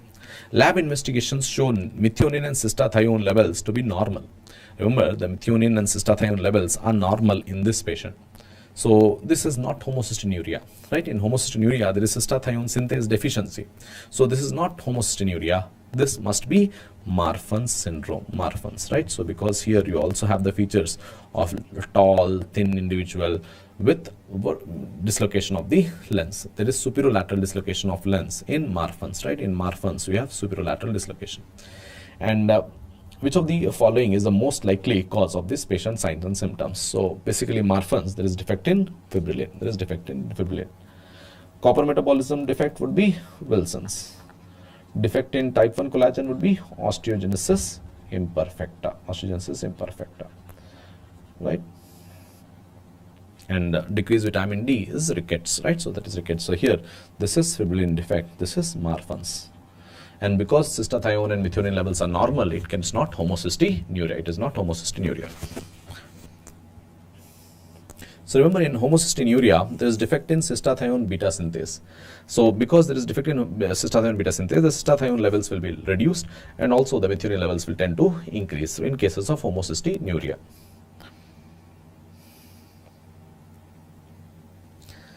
Now let's look at the next one. An infant with seizures with a stain over his face, typically in the ophthalmic and maxillary division of trigeminal nerve, is shown in the image. Diagnose the condition. So basically you are seeing a classic distribution of the port wine stain, and this port wine stain, that is a vascular lesion that is seen, especially involving the ophthalmic and maxillary divisions, right? Ophthalmic and maxillary divisions of trigeminal nerve. Ophthalmic and maxillary divisions of trigeminal nerve. Because it involves the ophthalmic and maxillary divisions of the trigeminal nerve, it can also be associated with glaucoma, right? So it is a vascular malformation basically. And this is seen with Sturge-Weber syndrome. Sturge-Weber syndrome. Please remember, Sturge-Weber syndrome is trigemino-encephalic vascular malformation. So I want you to learn this name. If you understand this name, it is easy to remember Sturge-Weber syndrome. Trigemino-encephalic vascular malformation. So there is a port wine stain in the trigeminal region, right? So there is a vascular, it's basically a vascular malformation. The port wine stain is nothing but a vascular malformation. And there is encephalic vascular malformation. In the leptomeningeal vascular malformation will be there. In the brain also there will be vascular malformation. And this will get calcified, producing tram tract calcification. In the brain, right, on the CT scan, you see the tram tract calcification. And this irregular vessels can compress the brain on that side. When they compress the brain, there will be hemiatrophy of brain. So there is hemiatrophy of brain. Hemiatrophy of brain. So this is Sturge-Weber syndrome, trigemino-encephalic vascular malformation. We have port wine stain, leptomeningeal vascular malformation, tram tract calcification on CT scan, and hemiatrophy of brain. The child will have seizures contralateral to port wine stain. So basically you think of a vascular malformation in this area, trigeminal and encephalic vascular malformation. So the other name is very, very useful for this patient. So because of the trigeminal vascular malformation, you have port wine stain. Because you have an encephalic vascular malformation, that is leptomeningeal vascular malformation, hemiatrophy of brain, seizures contralateral to the port wine stain. All of this you can understand by understanding this trigemino-encephalic vascular malformation. There is ipsilateral hemiatrophy of brain, seizures contralateral to the port wine stain, Sturge-Weber syndrome, trigemino-encephalic vascular malformation. And I hope you know NF1, NF2. NF2, you have all the Ms-Me lesions. Ms-Me lesions, multiple inherited schwannomas, meningiomas, and ependymomas, right? Bilateral vestibular schwannomas, multiple meningiomas. They are all features of NF2. NF2, multiple inherited schwannomas, meningiomas, and ependymomas. NF1 will have all that iris hamartomas, leash nodules, and sphenoid dysplasia, the greater wing of sphenoid dysplasia, the bare orbit sign that you say. An important thing in ortho also you will study, there is pseudoarthrosis of tibia. All the vascular, the musculoskeletal problems, pseudoarthrosis of tibia, right? Bare orbit sign, ribbon ribs. All of these are features of NF1. NF1, the greater wing of sphenoid dysplasia, the pseudoarthrosis of tibia, leash nodules, iris hamartomas, plexiform neurofibromas. All of that are features of NF1. And what are the tuberous sclerosis? There are 3 A's of tuberous sclerosis. Remember, what is the most common finding in tuberous sclerosis? Ash leaf macule. Ash leaf macule. You have angiomyolipomas in the kidneys. And you have angiofibromas, previously called as adenoma sebaceum. And 3S in tuberous sclerosis. 3S.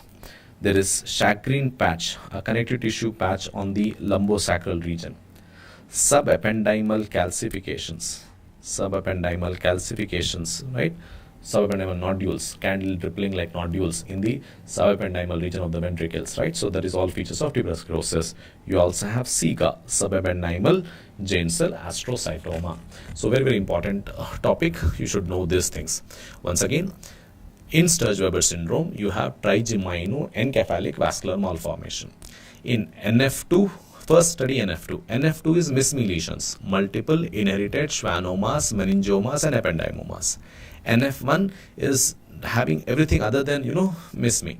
So leash nodules, optic gliomas, plexiform neurofibromas, sphenoid dysplasia, bare orbit sign, ribbon ribs, pseudoarthrosis of tibia. All of these are features of NF1. And in tuberous sclerosis, you have the 3 A's of tuberous sclerosis. What are the 3 A's? Ash leaf macule, the most common finding on the trunk, hypopigmented patch on the trunk, is what? Ash leaf macule in tuberous sclerosis. You also have angiomyolipomas in the kidneys, right? Angiomyolipomas, bilateral angiomyolipomas are seen in tuberous sclerosis. You have angiofibromas or adenoma sebaceum. 3S, shagreen patch, a connective tissue patch on the lumbosacral region. Subependymal calcifications in the brain, and you also have this SIGA, the subependymal giant cell astrocytoma. In tuberous sclerosis, also remember 2 other things. In the heart, we have a lesion in the heart, and that is your cardiac rhabdomyomas. And in the lungs, in patients of tuberous sclerosis, in the lungs, you see multiple cystic lesions in the lungs. Multiple cysts will be there in the lungs. And what do you call this? These are lymphangioliomyomatosis. So this will be what? Tuberous sclerosis. Cardiac rhabdomyomas, lymphangioliomyomatosis or LAM in the lungs, cystic dilatation of lymphatics will be there. Lymphangioliomyomatosis. All of these are features of tuberous sclerosis. Next. Next question. A patient with atrial fibrillation is started on warfarin therapy. Gamma carboxylation of which of the following clotting factor would be inhibited in this patient? So basically, warfarin will inhibit vitamin K dependent clotting factors. And what is the function of vitamin K? It helps in gamma carboxylation of factor 2, 7, 9 and 10, right? Factor 2, 7, 9 and 10. So this is preventing the gamma carboxylation of factor 2, right? So vitamin K dependent factors, right? So vitamin K is responsible for gamma carboxylation, right? For gamma carboxylation, we need vitamin K. So vitamin K dependent clotting factors 2, 7, 9, 10 are inhibited by using warfarin. Next one. A premature newborn with acute respiratory distress has white out lungs and decreased lung volumes on the radiograph. He has deficiency of dipalmityl phosphatidylcholine. Dipalmityl phosphatidylcholine is nothing but your surfactant, okay? Surfactant of dipalmityl phosphatidylcholine. Which cells are deficient in this patient? So he is not asking about surfactant deficiency. He is telling you which cells are deficient in this patient who is seen to be producing respiratory distress syndrome. Type 1 alveolar cells, type 2 alveolar cells, capillary endothelial cells, or bronchial mucosal cells. Please remember, surfactant is produced by type 2 alveolar cells. The surfactant is produced by type 2 alveolar cells. The type 2 alveolar cells are responsible for surfactant, and they're also acting as stem cells to repair and regenerate this damaged alveolar cells. So they are stem cells also, and they also produce surfactant granules. So type 2 alveolar cell deficiency will lead to respiratory distress syndrome, okay, or hyaline membrane disease. Lack of surfactant leads to this respiratory distress syndrome or hyaline membrane disease. Surfactant is nothing but dipalmityl phosphatidylcholine or the lecithin part. Next one. Nitroglycerin used in angina causes vasodilation, especially the venodilation, by releasing the nitric oxide. Okay, I hope you remember the cyclic GMP that causes the venodilation and vasodilation by using nitroglycerin in angina patients. In the endothelial cells, nitric oxide is synthesized from which of the following? compounds, right? So where is nitric oxide produced from? Please remember, nitric oxide is generated from L-arginine. Okay, just remember this thing. Nitric oxide is produced by L-arginine and it acts as a potent vasodilator, nitric oxide. And remember, it mainly acts by increasing cyclic GMP. It acts by increasing adenylates, the guanylate cyclase, and increases cyclic GMP by increasing the guanylate cyclase activity. Nitric oxide is a vasodilator. Next, fluoride is a non-competitive inhibitor of the enzyme enolase. True about non-competitive inhibition is, so fluoride is non-competitive inhibition, and he's asking you what of the enzyme enolase. He's asking you what is the feature of non-competitive inhibition. Km remains same, Vmax decreases, Km increases, Vmax remains same, Km decreases and Vmax decreases, Km increases and Vmax increases. To understand this, right, to understand the difference between competitive and non-competitive inhibition, I want you to, have an idea about a graph here, okay? Just remember, if this is the normal action of the enzyme, okay? So this is the Vmax, the maximum activity that occurs, this is Vmax, and this is Vmax by 2. And this substrate concentration where we have Vmax by 2 is called as Km. A competitive inhibitor produces parallel rightward shift of this graph. So if you have a competitive inhibitor, it produces this kind of shift. This is in the presence of a competitive inhibitor. A non-competitive inhibitor will cause downward shift of the graph. This is non-competitive. So once again, competitive inhibitor will cause rightward shift and a non-competitive will cause a downward shift of the graph. So understand this.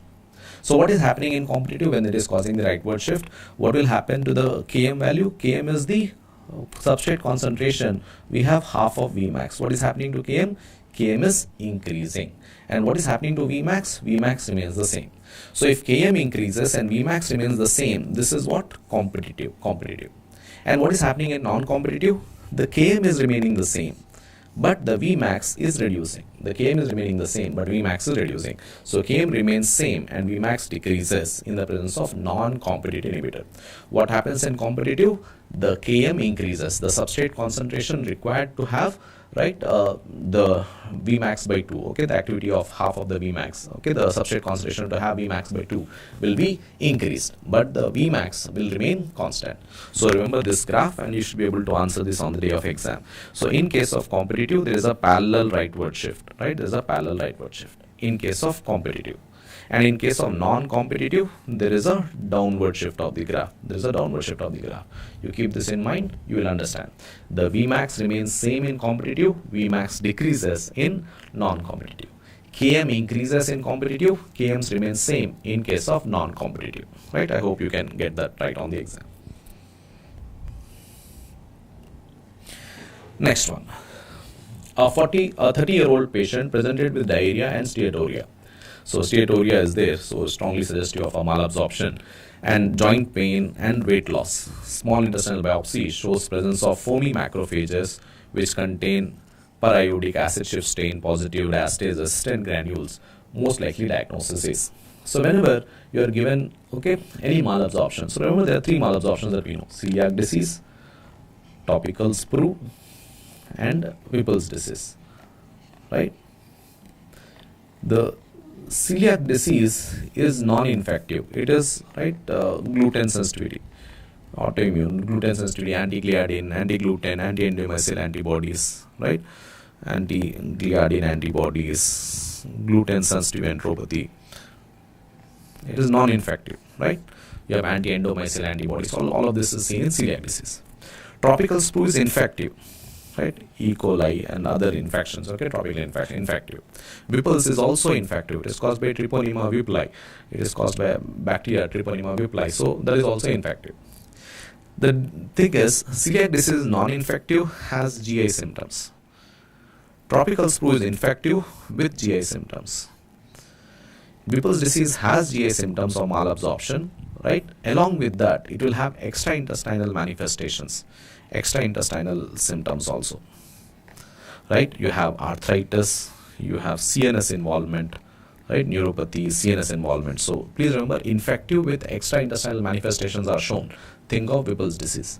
And classically, on small intestinal biopsy, you see this bacteria which are having this, PAS positive, para-iodic acid stain positive, DAST resistant macrophages inside the small intestinal mucosa. So this is very, very classic of Whipple's disease. Okay, Whipple's disease.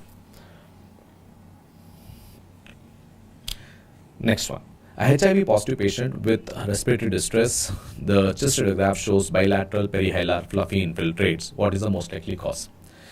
Remember, the perihilar infiltrates or chest radiograph showing bilateral perihilar infiltrates in a HIV positive patient strongly suspect PCP pneumonia or 𝗵𝗔𝗃 𝗬𝗲𝗃. So very, very important, right? Perihilar infiltrates in a HIV positive patient. Think of 𝗵𝗔𝗃, right? Especially in AIDS conditions, right? You have this perihilar opacities. This is 𝗵𝗔𝗃 𝗬𝗲𝗃. Toxoplasma can also involve HIV or AIDS patient, but this is usually a ring enhancing lesion in the brain. The ring enhancing lesion in the brain. Basal ganglia, you will have this ring enhancing lesion in HIV or AIDS patient, right? Next one. A 42-year-old patient has immunodeficiency and complains of dysphagia. The GI endoscopy reveals multiple serpiginous ulcers in the distal esophagus. Biopsy shows intranuclear inclusions, especially giving that classic 𝗷𝗫𝗃𝗃 appearance.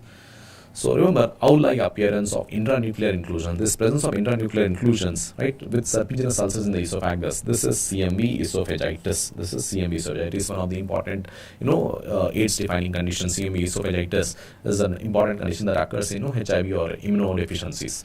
And please remember, on the biopsy specimen, when you look into the microscope, you see this classic 𝗷𝗫𝗃𝗃 appearance on �cytomegalovirus. Cytomegalo, right? So remember, this cytomegalovirus shows this 𝗷𝗫𝗃𝗃 appearance. Okay, 𝗷𝗫𝗃𝗃 appearance is seen with cytomegalovirus, CMV. And remember, CMV also produces in a child, right? What is the classic thing that I want you to remember? Periventricular calcifications. Periventricular calcification is also a feature of cytomegalovirus. Next one. A 10-year-old child complains of diminished vision in the low light. She has dry eyes, corneal drying, and rough surface lesions on the elbows and knees. Dry eyes is there, corneal drying, right? So keratomalacia, diminished vision, right? Especially in the low light. So nyctalopia is given, rough surface lesions on elbow and the knees. That is phrinoderma. So all of these are mentioned, and they're asking you what is the likely cause. So all of these is suggestive of vitamin A deficiency. And what is the best answer here? That is retinoic acid. Please remember, vitamin A deficiency causes nyctalopia. It causes keratomalacia, dermatomalacia, and also phrinoderma. Right? Phrinoderma can also occur with vitamin A deficiency. Next one. A woman 40 weeks pregnant goes into labor. 1 hour into her delivery, she complains of excruciating perineal pain. The anesthesiologist plans to administration a nerve block. Blocking of which of the following nerves is relieving the woman's perineal pain? Remember, the perineum is supplied by pudendal nerve. So please remember, for during episiotomy or whenever you want to go for a surgery around the perineal region, so we go for a pudendal nerve block. So pudendal nerve supplies the perineal region, basically. That is what I want you to understand. And also remember, pudendal nerve block is done at the level of the ischial spine. It is done at the level of ischial spine. Next one. A 25-year-old track and field athlete presents to his physician complaining of right lower extremity weakness and unsteady gait for the past 2 months. So he's 25 years and he's starting to have right lower limb weakness and unsteady gait. His symptoms worsen markedly with exercise. On examination, the physician notes atrophy of the medial portion of the right thigh and weakness to adduction. What nerve is most likely involved? So there is a patient whose medial aspect of the thigh is showing atrophy and weakness to adduction. Remember, In the leg, the femoral nerve supplies anterior compartment of the thigh. It supplies anterior compartment of the thigh.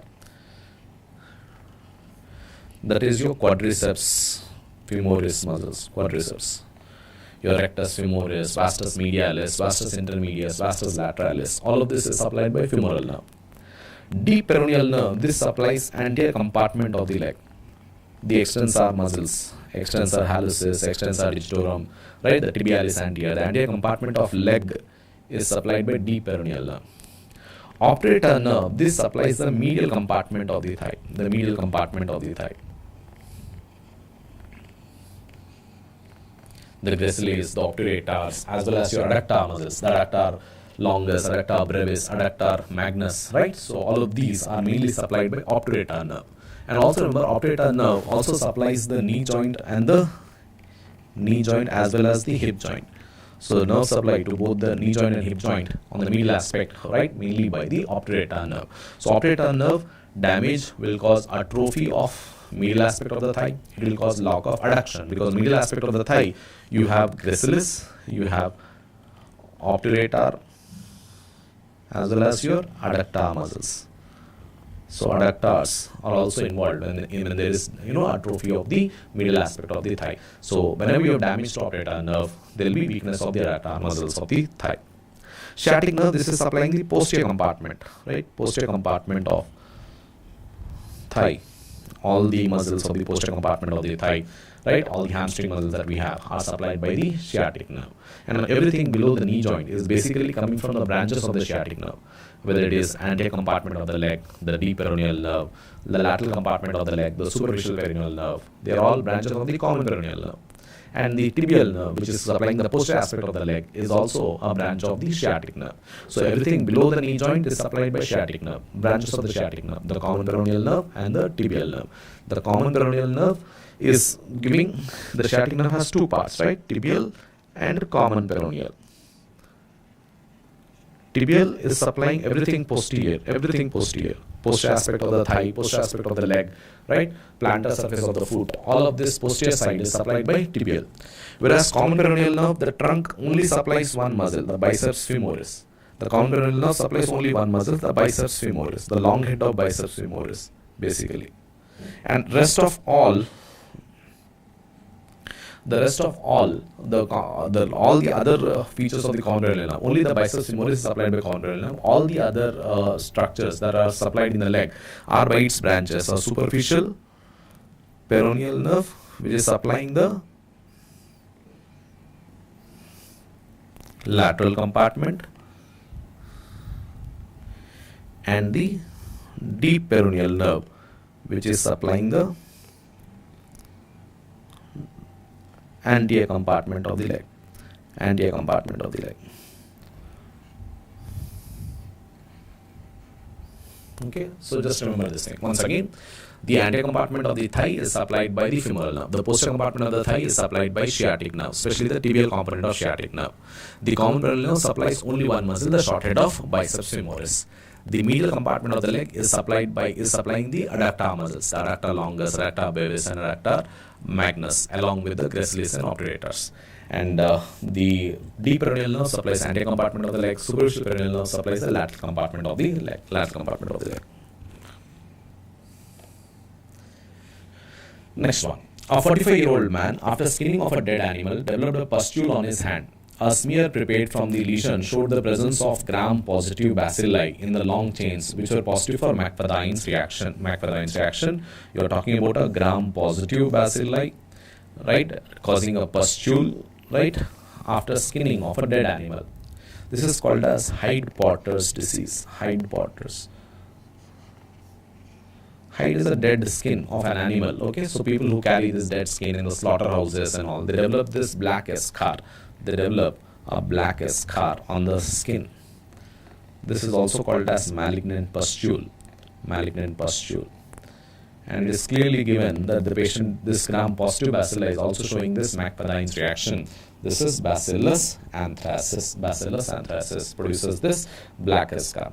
Right? Bacillus anthracis can also produce pulmonary anthrax, where you have Wool-Sorter's disease. So when the patients are having the wool sorting, they can have inhalation of this anthrax spores and develop pulmonary anthrax also. Okay, so Wool-Sorter's disease is pulmonary anthrax. Heid-Potter's disease is a cutaneous anthrax, and the cutaneous anthrax produces this black scar or malignant pustule. Next one. A 35-year-old daily wage laborer has been using heroin for the past few years. He was found unconscious and was brought to the casualty. On examination, he is having tachycardia, shallow breathing, constricted pupils. So he is a heroin abuser and he is having tachycardia, shallow breathing, constricted pupils. His blood pressure is also falling. Which of the following is the best treatment? Now, what are we dealing with? It is important to understand, is it a heroin toxicity or is it a heroin withdrawal? Whenever we have opioid toxicities, right? So whenever we have morphine or heroin toxicities, you have pinpoint pupil. There will be meiosis. There will be tachycardia, shallow breathing, constricted pupils, right? So whenever we have this toxicity of opioids. But if there is withdrawal, you have lacrimation, yawning, right? You have diarrhea. All of these features will be there when you have the withdrawal symptoms. But here the patient is developing constricted pupil, respiratory depression. So you are thinking of intoxication. And when you have intoxication, you have to give an antidote. So what is the antidote for opioid toxicity? It is naloxone.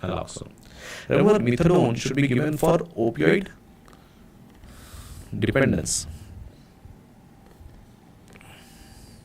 Right. Naloxone should be given for opioid toxicity. And what is flumazenil? Flumazenil, what is it? You heard of it? This is benzodiazepine antagonist, right? So benzodiazepine antagonist is flumazenil. Next one. A 45-year-old construction worker presents with paresthesias of hands and feet. Examination reveals the presence of Mees lines in the nails, raindrop pigmentation of the skin, right, in the hands. The most likely agent for this patient's symptoms. Very simple, raindrop pigmentation and Mees lines. This is arsenic poisoning, right? So arsenic poisoning produces this thing. Remember, arsenic poisoning also increases the risk of squamous cell carcinoma of the patient, right? Squamous cell carcinoma, Mees lines and raindrop pigmentation. All of this is arsenic poisoning.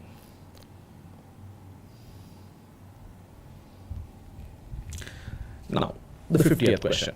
A 20-year-old male patient presents to the STD clinic with a genital ulcer. The patient has a genital ulcer. The gram stain of the smear from the ulcer shows gram-negative 𝗂𝗃𝗃bacilli. Gram-negative 𝗂𝗃𝗃bacilli, the most appropriate culture medium would be. Remember, what are we dealing with? A patient with a genital ulcer and showing gram-negative 𝗂𝗃𝗃bacilli, right? So this is your Haemophilus ducreyi. Haemophilus ducreyi, so 𝗂𝗃𝗃bacilli. And Haemophilus ducreyi will grow in chocolate agar with Acinetobacter. 𝗃-Martin medium is for Neisseria gonorrhea. Neisseria gonorrhea. Blood agar with factor 10 and factor 5, this is Haemophilus influenza. This is Haemophilus ducreyi. And telluride blood agar, this is for Corynebacterium. Corynebacterium, diphtheria. Right?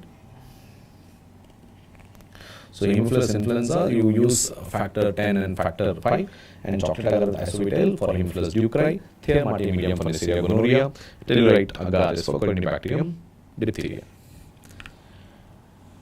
Next. A 30-year-old male road traffic accident sustained a fracture of the femur.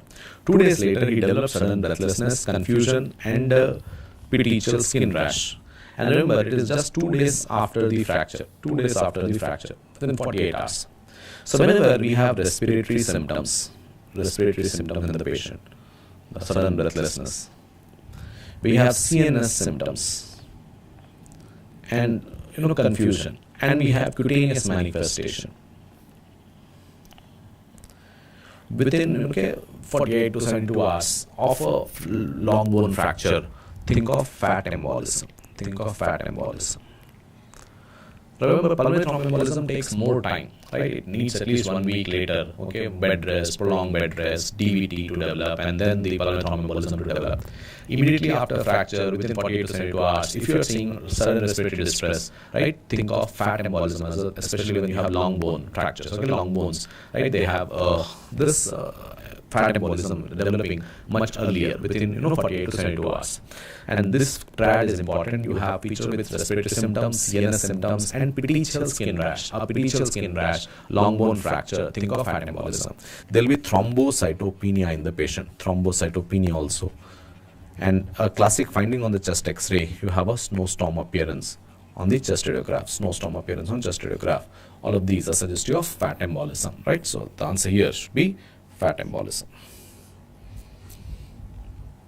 Next thing, AIDS positive female presents with headache, nuchal stiffness. So basically, features of meningitis. On lumbar puncture, there is clear CSF with leukocytes more than 100. India ink staining was positive. So this is simple. When you have India ink positivity, you are dealing with cryptococcus meningitis, especially a common meningitis that occurs in AIDS patients. So cryptococcal meningitis, India ink staining is positive. Next one, after receiving antibiotics to treat UTI for 2 weeks, a 68-year-old woman develops headache, nausea, vomitings, vertigo, tinnitus, and progressive loss of hearing. The drug most likely belongs to which of the following groups?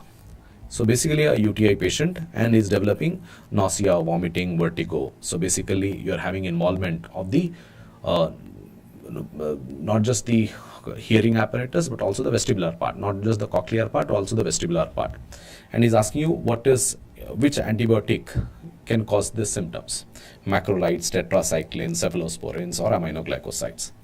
We all know that aminoglycosides are known to produce, right, vestibular and cochlear toxicities, right? So vestibulo and cochlear toxic is common with aminoglycosides. And aminoglycosides are also known to produce neuromuscular blockade, NMJ blockade. So very bad to give them in myasthenia. Do not avoid aminoglycosides in your myasthenia patients. Okay, they cause vestibular toxicity, cochlear toxicity, and also neuromuscular blockade. Next one. A 45-year-old female presents with indigestion and heartburn occurring shortly after meals. Physical examination reveals mild epigastric pain. A radio-labeled urea breath test is positive. So there is a patient with features of indigestion and gastritis, and urea breath test is positive. What is the likely diagnosis? Very simple. Urea breath test is for Helicobacter pylori. H. pylori is showing a positive urea breath test. Next one. A 10-year-old boy is brought to the hospital by his mother after experiencing fever, malaise, and anorexia and tender swelling of the parotid glands. So there is a 10-year-old boy with fever and malaise, anorexia, tender swelling of his parotids. So parotitis is there. And which of the following is the most likely complication to occur in this patient? So whenever you have a young child with parotitis, right, fever and parotitis, you are thinking of mumps, right, mumps. And what is the common complication that develops in patients with mumps? Please remember, the important complication that develops in patients with mumps is your orchitis. Okay, orchitis is a common complication that develops in mumps patients. Now, look at this next one. A 3-month-old infant is brought to the physician because of difficulty feeding, failure to thrive, and episodes of bluish pale skin. So difficulty feeding, failure to thrive. This is a 3-month-old infant. Cyanosis is developing, bluish pale skin on crying and feeding. Physical examination shows a systolic ejection murmur over the pulmonic area, probably a pulmonary stenosis or a infundibular pulmonary stenosis along the left sternal border. Chest radiograph classically shows the boot-shaped heart. So it's already mentioning that there is boot-shaped heart. Which of the following event is most likely explain the immunological mechanism responsible for development of this condition? We all know all of this boot-shaped heart, the pulmonary stenosis, it's feature of tetralogy of Fallot. And a child with cyanosis, okay, the child with cyanosis is given, think of tetralogy of Fallot. And he's asking what is the embryological basis for development of tetralogy of Fallot. Is it anterosuperior displacement of infundibular septum, the failure of aorticopulmonary septum to divide, failure of aorticopulmonary septum to spiral, incomplete resorption or absorption of the sinus venosus? Please remember the tetralogy of Fallot, it occurs due to malalignment of aorticopulmonary septum. It is the anterior-superior displacement of the aorticopulmonary septum that causes the tetralogy of Fallot. Because of the malalignment, the pulmonary area is narrowed and there is overriding of aorta in tetralogy of Fallot.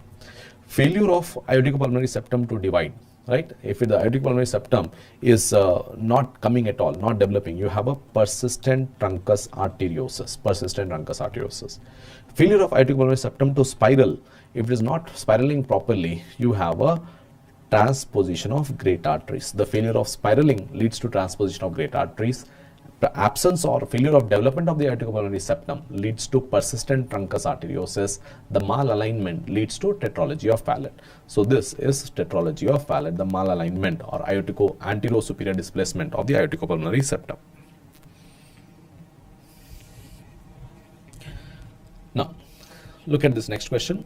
There is a 24-year-old female and with oral ulcers, photosensitivity and malar rash on the face, sparing the nasolabial folds. So there is a female with oral mucosal involvement, photosensitivity and malar rash sparing the nasolabial folds. So very, very classic. This is SLE. Remember, the malar rash in SLE spares nasolabial folds.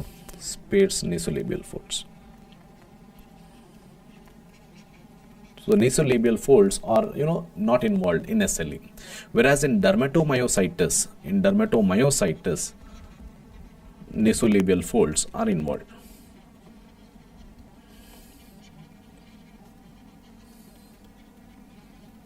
Right? So you have a lot of other cutaneous manifestations in dermatomyositis, right? You have these raccoon eyes, Gottron papules, right? Along with that, there will also be a rash involving the nasolabial folds. So you should be able to differentiate whether it's a rash of dermatomyositis or SLE. SLE spares the nasolabial folds. Dermatomyositis involves the nasolabial folds. Next one. A full-term neonate developed without complications develops cyanosis and dyspnea. Physical examination reveals absent breath sounds on the left hemithorax. So there is a patient developing cyanosis, dyspnea, absent breath sounds on the left hemithorax, and bubble sounds heard in the left hemithorax. There are bubble sounds in the left hemithorax, and also there is absent breath sounds in the same left hemithorax. Abnormal development of which of the following would best account for the infant's presentation? So basically you are looking at bowel loops in the left hemithorax, right, in a newborn child. So you are thinking of a congenital diaphragmatic hernia. Right? So it is usually a Bogdalex hernia, which is more common on the left side. Which is more common on the left posterolateral side. So there's a reason the left hemithorax is involved. Now, he's asking you, what is the embryological basis for this? Remember, congenital diaphragmatic hernia is due to defective pleuroperitoneal folds.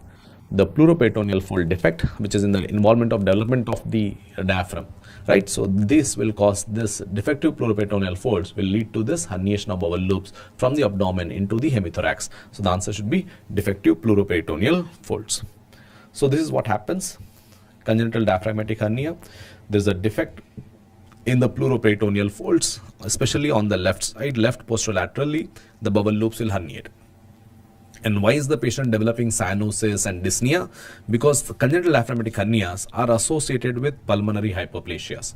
There will be compression of the left lung and there will be pulmonary hypoplasias in congenital diaphragmatic hernias. So this is pulmonary hypoplasia that develops, causing cyanosis, dyspnea, absent lung sounds on the left hemithorax and bowel sounds in the left hemithorax, congenital diaphragmatic hernia. So when you look at the development of the diaphragm, you have a septum transversum. The septum transversum develops the central tendon of the diaphragm. The central tendon of the diaphragm comes from the septum transversum. Whereas the pleuroperitoneal folds and the chest wall, the pleuroperitoneal folds and the chest wall musculature, they are responsible for the muscle part of the diaphragm. And this defect in the pleuroperitoneal membranes, right, this leads to congenital diaphragmatic hernia, especially on the left side.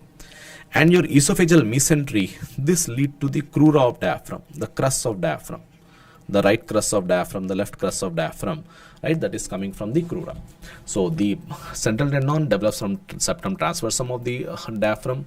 The muscles develop from the chest wall, right, from the chest wall, as well as the pleuroperitoneal membranes. A defect in this pleuroperitoneal membrane leads to this congenital diaphragmatic hernias. And the crura of the diaphragm, the right crus and left crus, they develop from the esophageal mesentery. That is your development of the diaphragm. Next one. A 19-year-old female presents complaining of right hand clumsiness. Physical examination reveals decreased sensation over fifth finger and flattened hypothenar eminence. So there is clumsiness in the hand, right? So right hand, and there is, lack of sensation in the fifth finger, right? Which area, which nerve would be supplying this? This would be the ulnar nerve, right? So fifth finger and hypothenar muscles are also flattened. The affected nerve is commonly injured at which of the following location? So you understand that because hypothenar muscle, the fifth finger is involved, it is ulnar nerve injury, ulnar nerve injury.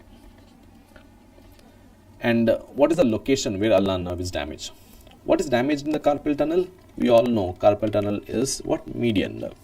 We study so many signs there, right? So we have Fallon test, the reverse Fallon test, all of that, okay, the Durkheim's test, all of that for carpal tunnel. That is median nerve involvement. Hook of Hammett, this is ulnar nerve. The ulnar nerve passes under the hook of Hammett, and that canal under the hook of Hammett is called as Guyon's canal, right? So Guyon's canal. So the nerve that is compressed in Guyon's canal, the nerve that is damaged in fracture hook of Hammett is your ulnar nerve. Surgical neck of humerus, what is damaged in the surgical neck of humerus? It is the axillary nerve, right?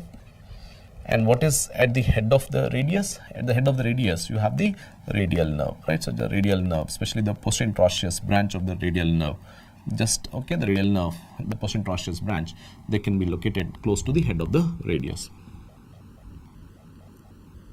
So here the answer should be hook of Hammett. So the nerve that is damaged is ulnar nerve, and that passes under the hook of Hammett.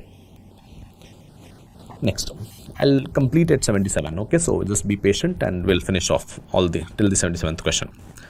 A 6-month-old infant is brought into the emergency department with seizures. She was delivered after a normal full-term pregnancy and had no health problems in the past. So a 6-month-old infant is having seizures. She reveals hepatomegaly. Her heart rate is high and the respiratory rate is also high. A heel prick test shows there is hypoglycemia in the patient. So hepatomegaly, hypoglycemia, seizures, 6-month-old infant, just when she's stopping her breast milk, right? So around that time, she's developing more symptoms here. What is the most likely etiology of the patient's condition? Fructokinase deficiency, galactokinase deficiency, galactose 1-phosphatidyl transferase deficiency, or glucose 6-phosphatase deficiency. Hepatomegaly, hypoglycemia, seizures, right? Think of glucose 6-phosphatase deficiency. This is �𝗔𝗄𝗃's disease, �𝗔𝗄𝗃's disease, right? So this is �𝗔𝗄𝗃's disease. The classical, okay, galactosemias and fructosemia, they'll be involving the fructokinase or galactokinase. There'll be problems with breast milk, but here the problem is not with the breast milk, the problem is with the glucose metabolism. So this is glucose 6-phosphatase deficiency. This is �𝗔𝗄𝗃's disease, �𝗔𝗄𝗃's disease. There is hypoglycemia in the patient, hepatomegaly and seizures. Next one. A 6-month-old child is brought to her pediatrician because of respiratory and feeding difficulties. The infant is weak and hypotonic. There is cardiac evaluation showing left ventricular enlargement. There is early cardiac failure. What is the most likely cause for her condition? So 6-month-old infant, pediatrician with respiratory and feeding difficulties. The infant is weak and hypotonic. Cardiac evaluation is showing left cardiac ventricular enlargement and early cardiac failure. What is the cause of this patient's condition? So basically, which condition is associated with cardiac involvement? Alpha-1,4-glucosidase deficiency, that is Pompe's disease, amylo-1,6-glucosidase deficiencies, the debranching enzymes, the Cory's disease, galactose 1-phosphatidyl transferase, the GALT deficiency, or is it the �𝗔𝗄𝗃's glucose 6-phosphatase deficiency? So basically, remember, Pompe's disease is having cardiac manifestation. Young child with cardiac manifestation. Remember it like this, Pompe's. So cardiac manifestations are seen in Pompe's. It is alpha-glucosidase deficiency, alpha-1,4-glucosidase deficiency, alpha-glucosidase deficiency is Pompe's disease, and Pompe's disease has cardiac manifestations. right? So myelo-1,6-glucosidase, this is scories. Galactose is galactosemia, classical galactosemia. And this is galactose 1-phosphate uridyl transferase. 1-jerkese is glucose 6-phosphatase deficiency. Next one. A 34-year-old woman with newly diagnosed tuberculosis started on a standard treatment. After a few weeks, she walks into the room with markedly unsteady gait, decreased sensations on the upper and lower extremities. Which of the following drug is causing the patient's symptoms? Same thing again, right? Neuropathy is being shown after starting antitubercular treatment. So, which drug causes neuropathy, peripheral neuropathy after starting antitubercular medication? This is isoniazid, and for that we need to give pyrazinamide. The pyridoxine. Okay, so this is always given along with pyridoxine to prevent this peripheral neuropathy. Ethambutol, this produces eye symptoms, right? So color blindness, visual symptoms, all of this is with ethambutol. Pyrazinamide is very, very hepatotoxic, right? So pyrazinamide is hepatotoxic.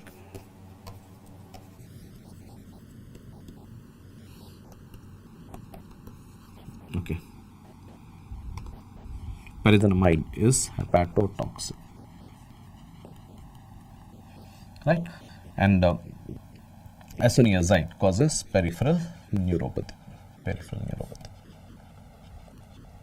Rifampicin is by far the safest antitubercular among them, and as used as a first line treatment there. And isoniazid is causing peripheral neuropathy, and you should give it along with pyridoxine. Next thing. A 3-year-old girl which was born at a home in rural area is brought to the local clinic because of seizures. She is 3-year-old and having seizures. She is pale skinned, has mental retardation and a musty body odor. The doctor diagnoses her with a defect in 𝗏-hydrobiopterin metabolism. Which of the following is a correct therapeutic measure for this child? So basically, what is the child suffering from? She is having seizures, she is having pale skin. So the melanin production is also defective, and mental retardation, the classic musty body odor. This is suggestive of what? Phenylketonuria. And even 𝗏-hydrobiopterin metabolism defect can also lead to what? Phenylketonuria. Phenylalanine hydroxylase deficiency or defects in 𝗏-hydrobiopterin, they lead to phenylketonuria. So you have to advise a low phenylalanine diet. Next one. A 13-year-old boy with progressive hearing loss is diagnosed with neurofibromatosis, and MRI shows bilateral acoustic neuromas. We know bilateral acoustic neuromas or bilateral vestibular schwannomas are seen with NF2, neurofibromatosis type 2. What is the inheritance pattern of this condition basically? And remember, neurofibromatosis is an autosomal dominant condition. NF, neurofibromatosis 1 and 2 are what? Autosomal dominant conditions. Next one. A 22-year-old man presents to his physician complaining that he is unable to raise his left arm. The physician notes that the patient's arm is hanging at his side. The forearm is pronated. On further questioning, the patient states that he met with an RTA and has been thrown off his motorcycle and landed on his shoulder. The patient injured the ventral rami of which spinal nerve roots? So basically, the forearm is pronated and adducted, hanging by the side. What are you dealing with? You're dealing with 𝗶𝗵𝗃. 𝗶𝗵𝗃 usually is a birth injury, right? This is a birth injury, but can also occur after road traffic accidents when the patient has injury at the shoulder. And in 𝗶𝗵𝗃, what is it appearance called? This is policeman tip hand or waiter's tip hand And this is upper trunk injury. Upper trunk of the brachial plexus inward. The upper trunk is C5 and C6 together form the upper trunk. So the C5 and C6 nerve roots, the upper trunk is involved in 𝗶𝗵𝗃. What you're given here is a classic picture of 𝗶𝗵𝗃 or the policeman tip hand or a waiter's tip hand. Remember, C8 to T1, this is involved in 𝗏𝗪𝗃, the lower trunk injury, the 𝗏𝗪𝗃. This is lower trunk. And this 𝗏𝗪𝗃 because T1 nerve root are involved. The sympathetic nervous system starts from T1 to L2 levels. Because the sympathetic supply to head and neck comes from T1 nerve root and it is affected here. So many of these patients will also develop Horner's syndrome. right? Horner syndrome. So 𝗏𝗏𝗃 will be having involvement of lower trunk. And what is the picture? How is the deformity? He will have a complete claw hand. These patients will have complete claw hand. And they also have associated Horner syndrome because of the involvement of the sympathetic trunk, the T1 fiber. So 𝗵𝗃_𝗃 upper trunk involvement, 𝗵𝗃 C5-C6 involvement. Lower trunk is 𝗏𝗏𝗃 C8-T1 involvement. 𝗏𝗏𝗃 is complete claw hand. Along with that, it also has sympathetic nerve root involvement. So that is the reason you'll also have Horner syndrome, especially the sympathetic supply to head and neck. The T1 nerve root is affected. Next one. A 29-year-old woman delivers a male infant at 31 weeks of gestation. The infant dies after 12 hours, secondary to respiratory difficulty. 𝗏 syndrome is diagnosed. What brain abnormality is commonly seen on autopsy? So basically already mentioned that it is 𝗏 syndrome, and is asking you what is the basic problem. Is it anencephaly, holoprosencephaly, lysencephaly, like that. Please remember, in 𝗏 syndrome you have more of midline defects. There is absent septum pellucidum. There is a single lateral ventricle, single forebrain, called as holoprosencephaly. There will be cyclops, there will be cleft lip, cleft palate, right? There will be, undescended testis, cryptorchidism. So midline defects are common in 𝗏 syndrome. So what are the midline defects? The holoprosencephaly, single lateral ventricle, absent septum pellucidum, cyclops can develop, cleft lip, cleft palate can develop, the cryptorchidism may develop. All of these can be seen with 𝗏 syndrome. Next one. A 85-year-old right-handed woman presents to the emergency with right-sided paralysis of arm and face. She is able to move the left side of her body, can follow commands, and able to understand the question she is being asked. However, her speech is very slow and lacks a normal grammatical structure, similar to what we have learnt. So right-handed person, right-sided paralysis, you think there is injury to which side of the brain? The left side of the brain. And that is the dominant side of the brain. And she is able to move the left side. So the problem is not on the right hemisphere, the problem is in the left hemisphere, the dominant hemisphere. And this would involve the speech area. And this patient is having proper comprehension. She is able to follow the commands, she is able to understand the questions she is asked. Her speech is very slow and lacks normal grammatical structure. And she is frustrated with her communication difficulty. That means she has an insight to her problem. She is understanding that she is not able to express herself. She has an insight to her problem. What region of the brain is most likely damaged? So what do you think is this? Is it what type of aphasia is the patient developing? Is it Broca's aphasia or Wernicke's aphasia?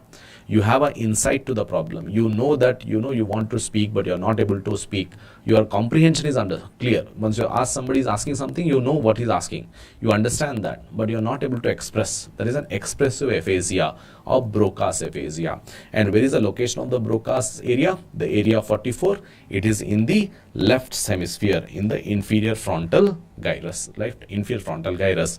The dominant hemisphere will have speech areas, and this will be the dominant hemisphere in a right-handed person will be left side, and the Broca's area will be on the inferior frontal gyrus, whereas your Wernicke's area will be superior temporal gyrus. Wernicke's is on the left superior temporal. Because this patient is having proper comprehension but defective expression, so this is expressive aphasia or motor aphasia and Broca's aphasia, you have insight to the problem. The patient become depressed because they know that they are not able to communicate properly. In Wernicke's, he does not understand the problem. The patient will have increased fluency of speech, neologisms. All of that will be feature of Wernicke's neologisms. Here there will be decreased fluency of speech.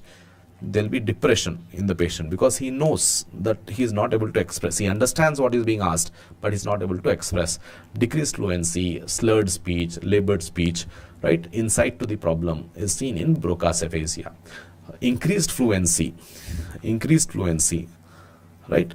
Loss of comprehension. You don't understand what is being told. And neologisms, they develop in Wernicke's aphasia. Fluency is decreased here, fluency is increased here, right? Broca's aphasia, comprehension is intact. The patient's comprehension is intact, right? All of this you should be able to understand from the question and understand that you're dealing with Broca's aphasia. And where is the Broca's area? On the dominant hemisphere. That is the left side in a right-handed person. And which part? The inferior frontal gyrus. Inferior frontal gyrus, area 44, right? Area 44 is Broca's, area 22 is Wernicke's. Area 22 is Wernicke's. Next one. A 59-year-old morbidly obese man with a history of uncontrolled hypertension and smoking suffers a stroke involving the left subthalamic nucleus. Which of the following is the most likely diagnosis? There is involvement of subthalamic nucleus, and what is the most common feature that you have? So remember, whenever there is involvement of subthalamic nucleus, you have 𝗵𝗵. Chorea, Huntington's chorea will occur when there is damage to caudate nucleus. Caudate nucleus injury produces Huntington's chorea. Internuclear ophthalmoplegia, this is due to medial longitudinal fasciculus, right? MLF damage, medial longitudinal fasciculus, right? That leads to your internuclear ophthalmoplegia and 𝗵𝗵 with subthalamic nucleus. Next one. A 25-year-old female presenting with numbness and color changes in the fingertips in the morning. So there are color changes, especially in the morning. On examination, she has shiny skin of the face, facial skin tightness. There is bi-base reticulation, that is pulmonary fibrosis on chest X-rays. ANA, antinuclear antibodies are positive, and nucleolar pattern is seen on immunohistochemistry. So it's very classic. These are all features of what? Systemic sclerosis. Very, very simple. You all know there will be, sclerosis around the digits. There is calcinosis, Raynaud's phenomena, right? There will be esophageal dysmotility, pulmonary fibrosis. All the features of systemic sclerosis are given. Tight, fissured skins, right? So this is systemic sclerosis. Next one. A 15-month-old dehydrated male child was brought to the hospital with multiple episodes of non-bilious vomiting. So again, 15-month-old dehydrated male child with non-bilious vomiting and poor feeding. The child also has a classic olive-like mass in the epigastrium. Which of the following finding will be seen? So he is asking you. So first of all, what is the diagnosis? Simple. Dehydrated, firstborn, male child, non-bilious vomiting, right? This is idiopathic hypertrophic pyloric stenosis or congenital hypertrophic pyloric stenosis. So idiopathic hypertrophic pyloric stenosis, this will have non-bilious vomiting.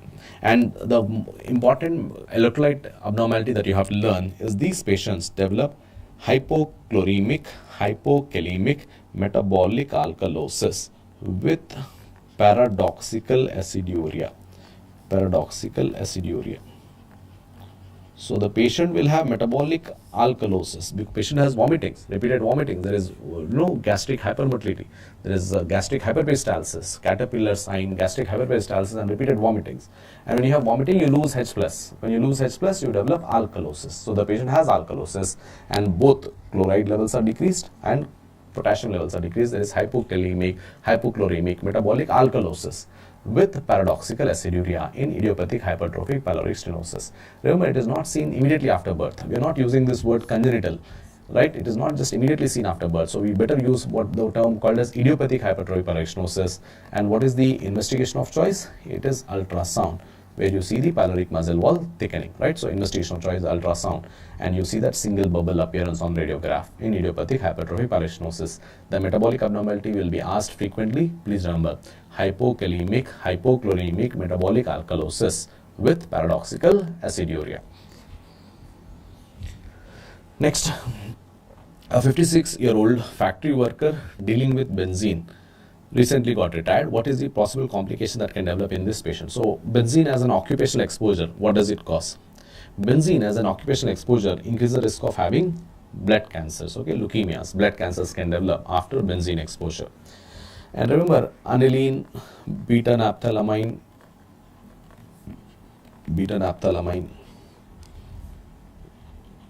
cyclophosphamide, these are known to produce transitional cell cancer of the bladder. These can produce transitional cell cancer of the bladder. Schistosomiasis, this can produce squamous cell cancer of the bladder. So S for S, you remember. ABC can produce transitional cell cancer of the bladder, whereas schistosomiasis can produce squamous cell cancer of the bladder. Aniline dyes, beta-naphthalamine dyes, cyclophosphamide, they are known to produce transitional cell cancer of the bladder. Schistosomiasis can increase the risk of squamous cell cancer of the bladder, right? And lung cancers, we have so many things, right? So we have asbestosis, skin cancers, arsenic, and all of that, okay? So they can cause occupational exposures and all. Next, A child undergoes prophylactic radiation as a preparation for bone marrow transplantation for treatment of ALL. What is the most radioresistant tissue? Spermatogonia, oogonia, neurons, bone marrow. Please remember, there is a law called as law of Burgoni. Law of Burgoni. And what it says is undifferentiated cells. Undifferentiated cells means embryonic cells, blast cells, embryonic or blast cells, right? Cells which have high mitotic activity, These are radiosensitive, Whereas well-differentiated cells, very well-differentiated cells, which are having low mitotic activity, which are very specialized cells which are low mitotic activity, these are radio-resistant. And please remember, your neurons, the CNS, is a very radio-resistant tissue in the body. The most radio-resistant because it does not divide. It's a very specialized tissue, right? It's a neuronal tissue. It's a very specialized tissue and does not have much of mitotic activity. So your neurons are the most radio-resistant. Remember, most radio-resistant is CNS. And most radiosensitive is the one which has lot of stem cells, has large amount of blast cells within. This is your bone marrow. Most radiosensitive is bone marrow. So please remember these things. The most radioresistant tissue in our body is CNS, the neurons, whereas the most radiosensitive is your bone marrow, which has a lot of stem cells, okay, blast cells within. Next one. A 28-year-old hypertensive female comes to the hospital for preconceptional counseling. She is on her regular hypertensive medication. Which of the following drug would you ask her to advise to stop? Right? So basically, which antihypertensive drug can be teratogenic, should be not given when she is planning to conceive? Among the drugs, remember 𝗵𝗔-dopa, labetalol, nifedipine, these are all given in pregnancy, right? Even for pregnancy hypertension, we can use this. But ACE inhibitors are contraindicated in pregnancy. Please remember, ACE inhibitors are teratogenic, they are contraindicated in pregnancy. So all the pills, right? So all the pills should be avoided in pregnancy. Next one. A 10-year-old child presents with generalized edema. On investigation, her serum cholesterol levels are high. Cholesterol is elevated. Urine protein is 4+. Urine microscopy reveals there is fat bodies. What is the probable diagnosis? So basically, this is a patient who is having edema, generalized edema, is a young child with proteinuria, right, lipiduria, as well as edema. And the protein is also 4+. So it's in a nephrotic range. So this is your nephrotic syndrome. So child, minimal change disease, they generally have this kind of extensive proteinuria and lipiduria with generalized edema. Think of nephrotic syndrome.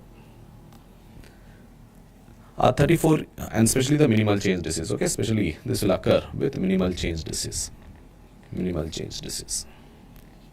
right, the effacement of food processes. So this minimal change disease, it's common in children, nephrotic syndrome. Next one. A 34 weeks pregnant female with polyhydramnios presents with labor pain. She was treated with indomethacin. For her pain, she was given indomethacin. Which of the following can be the likely outcome in this patient? Again, remember, prostaglandins keep the PDA, patent ductus arteriosus, patent. Please remember this PPP again. So prostaglandins keep the ductus arteriosus patent. Prostaglandins are given to keep the ductus arteriosus patent or open. But indomethacin or NSAIDs are prostaglandin inhibitors, right? Prostaglandin inhibitor.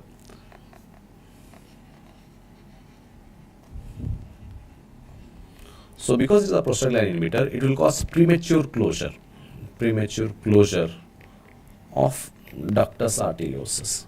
So the correct answer here should be premature closure of ductus arteriosus. Prostaglandins keep the PDA patent, okay? Prostaglandins are responsible for keeping the ductus arteriosus open. And indomethacin and NSAIDs, they cause inhibition of prostaglandins, they cause the premature closure or early closure of the ductus arteriosus.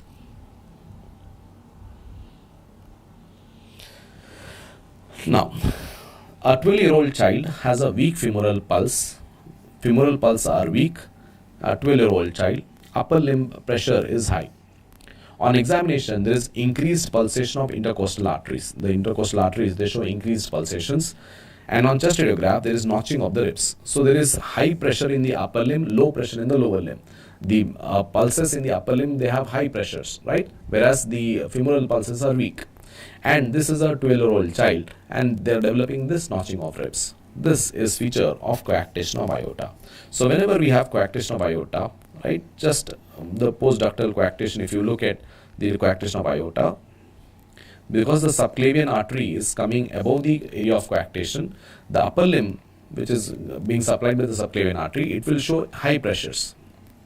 And this femoral arteries, they are coming from the bifurcation of the abdominal aorta. You have the common iliacs, then the external iliac, which becomes a femoral artery.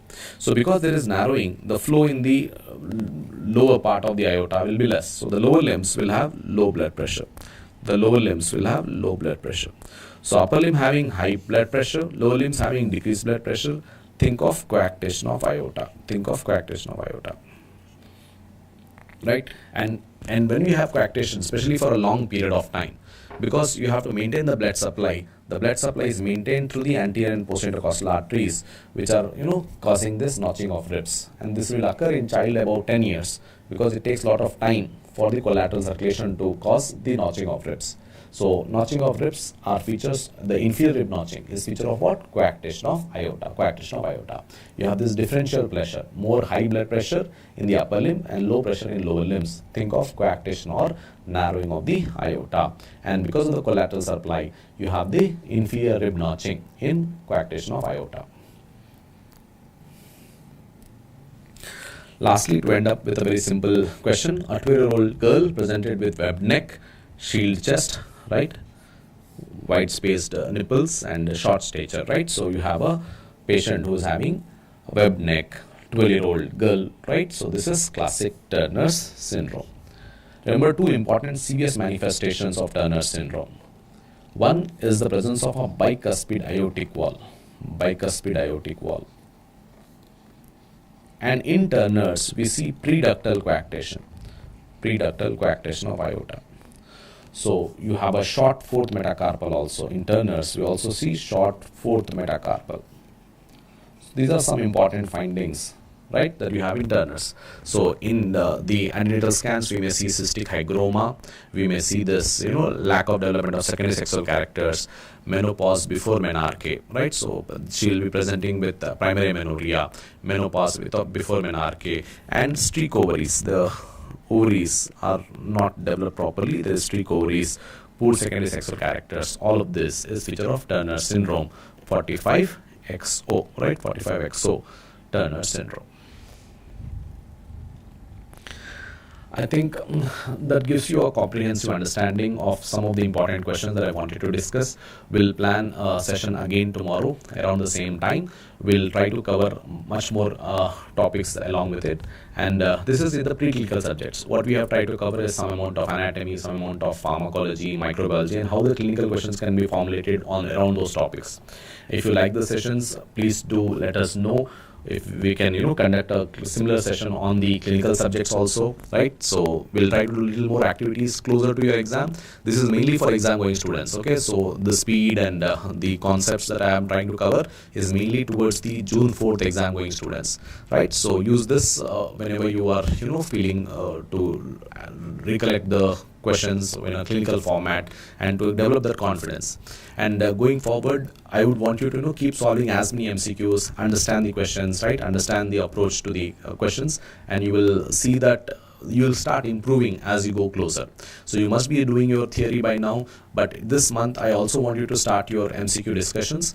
We'll try to do a lot of MCQ discussions with you guys throughout this month, and do give in your suggestions what you would require from us, some image based questions or clinical questions, and we'll try to do as much as possible from our end to help you in this journey.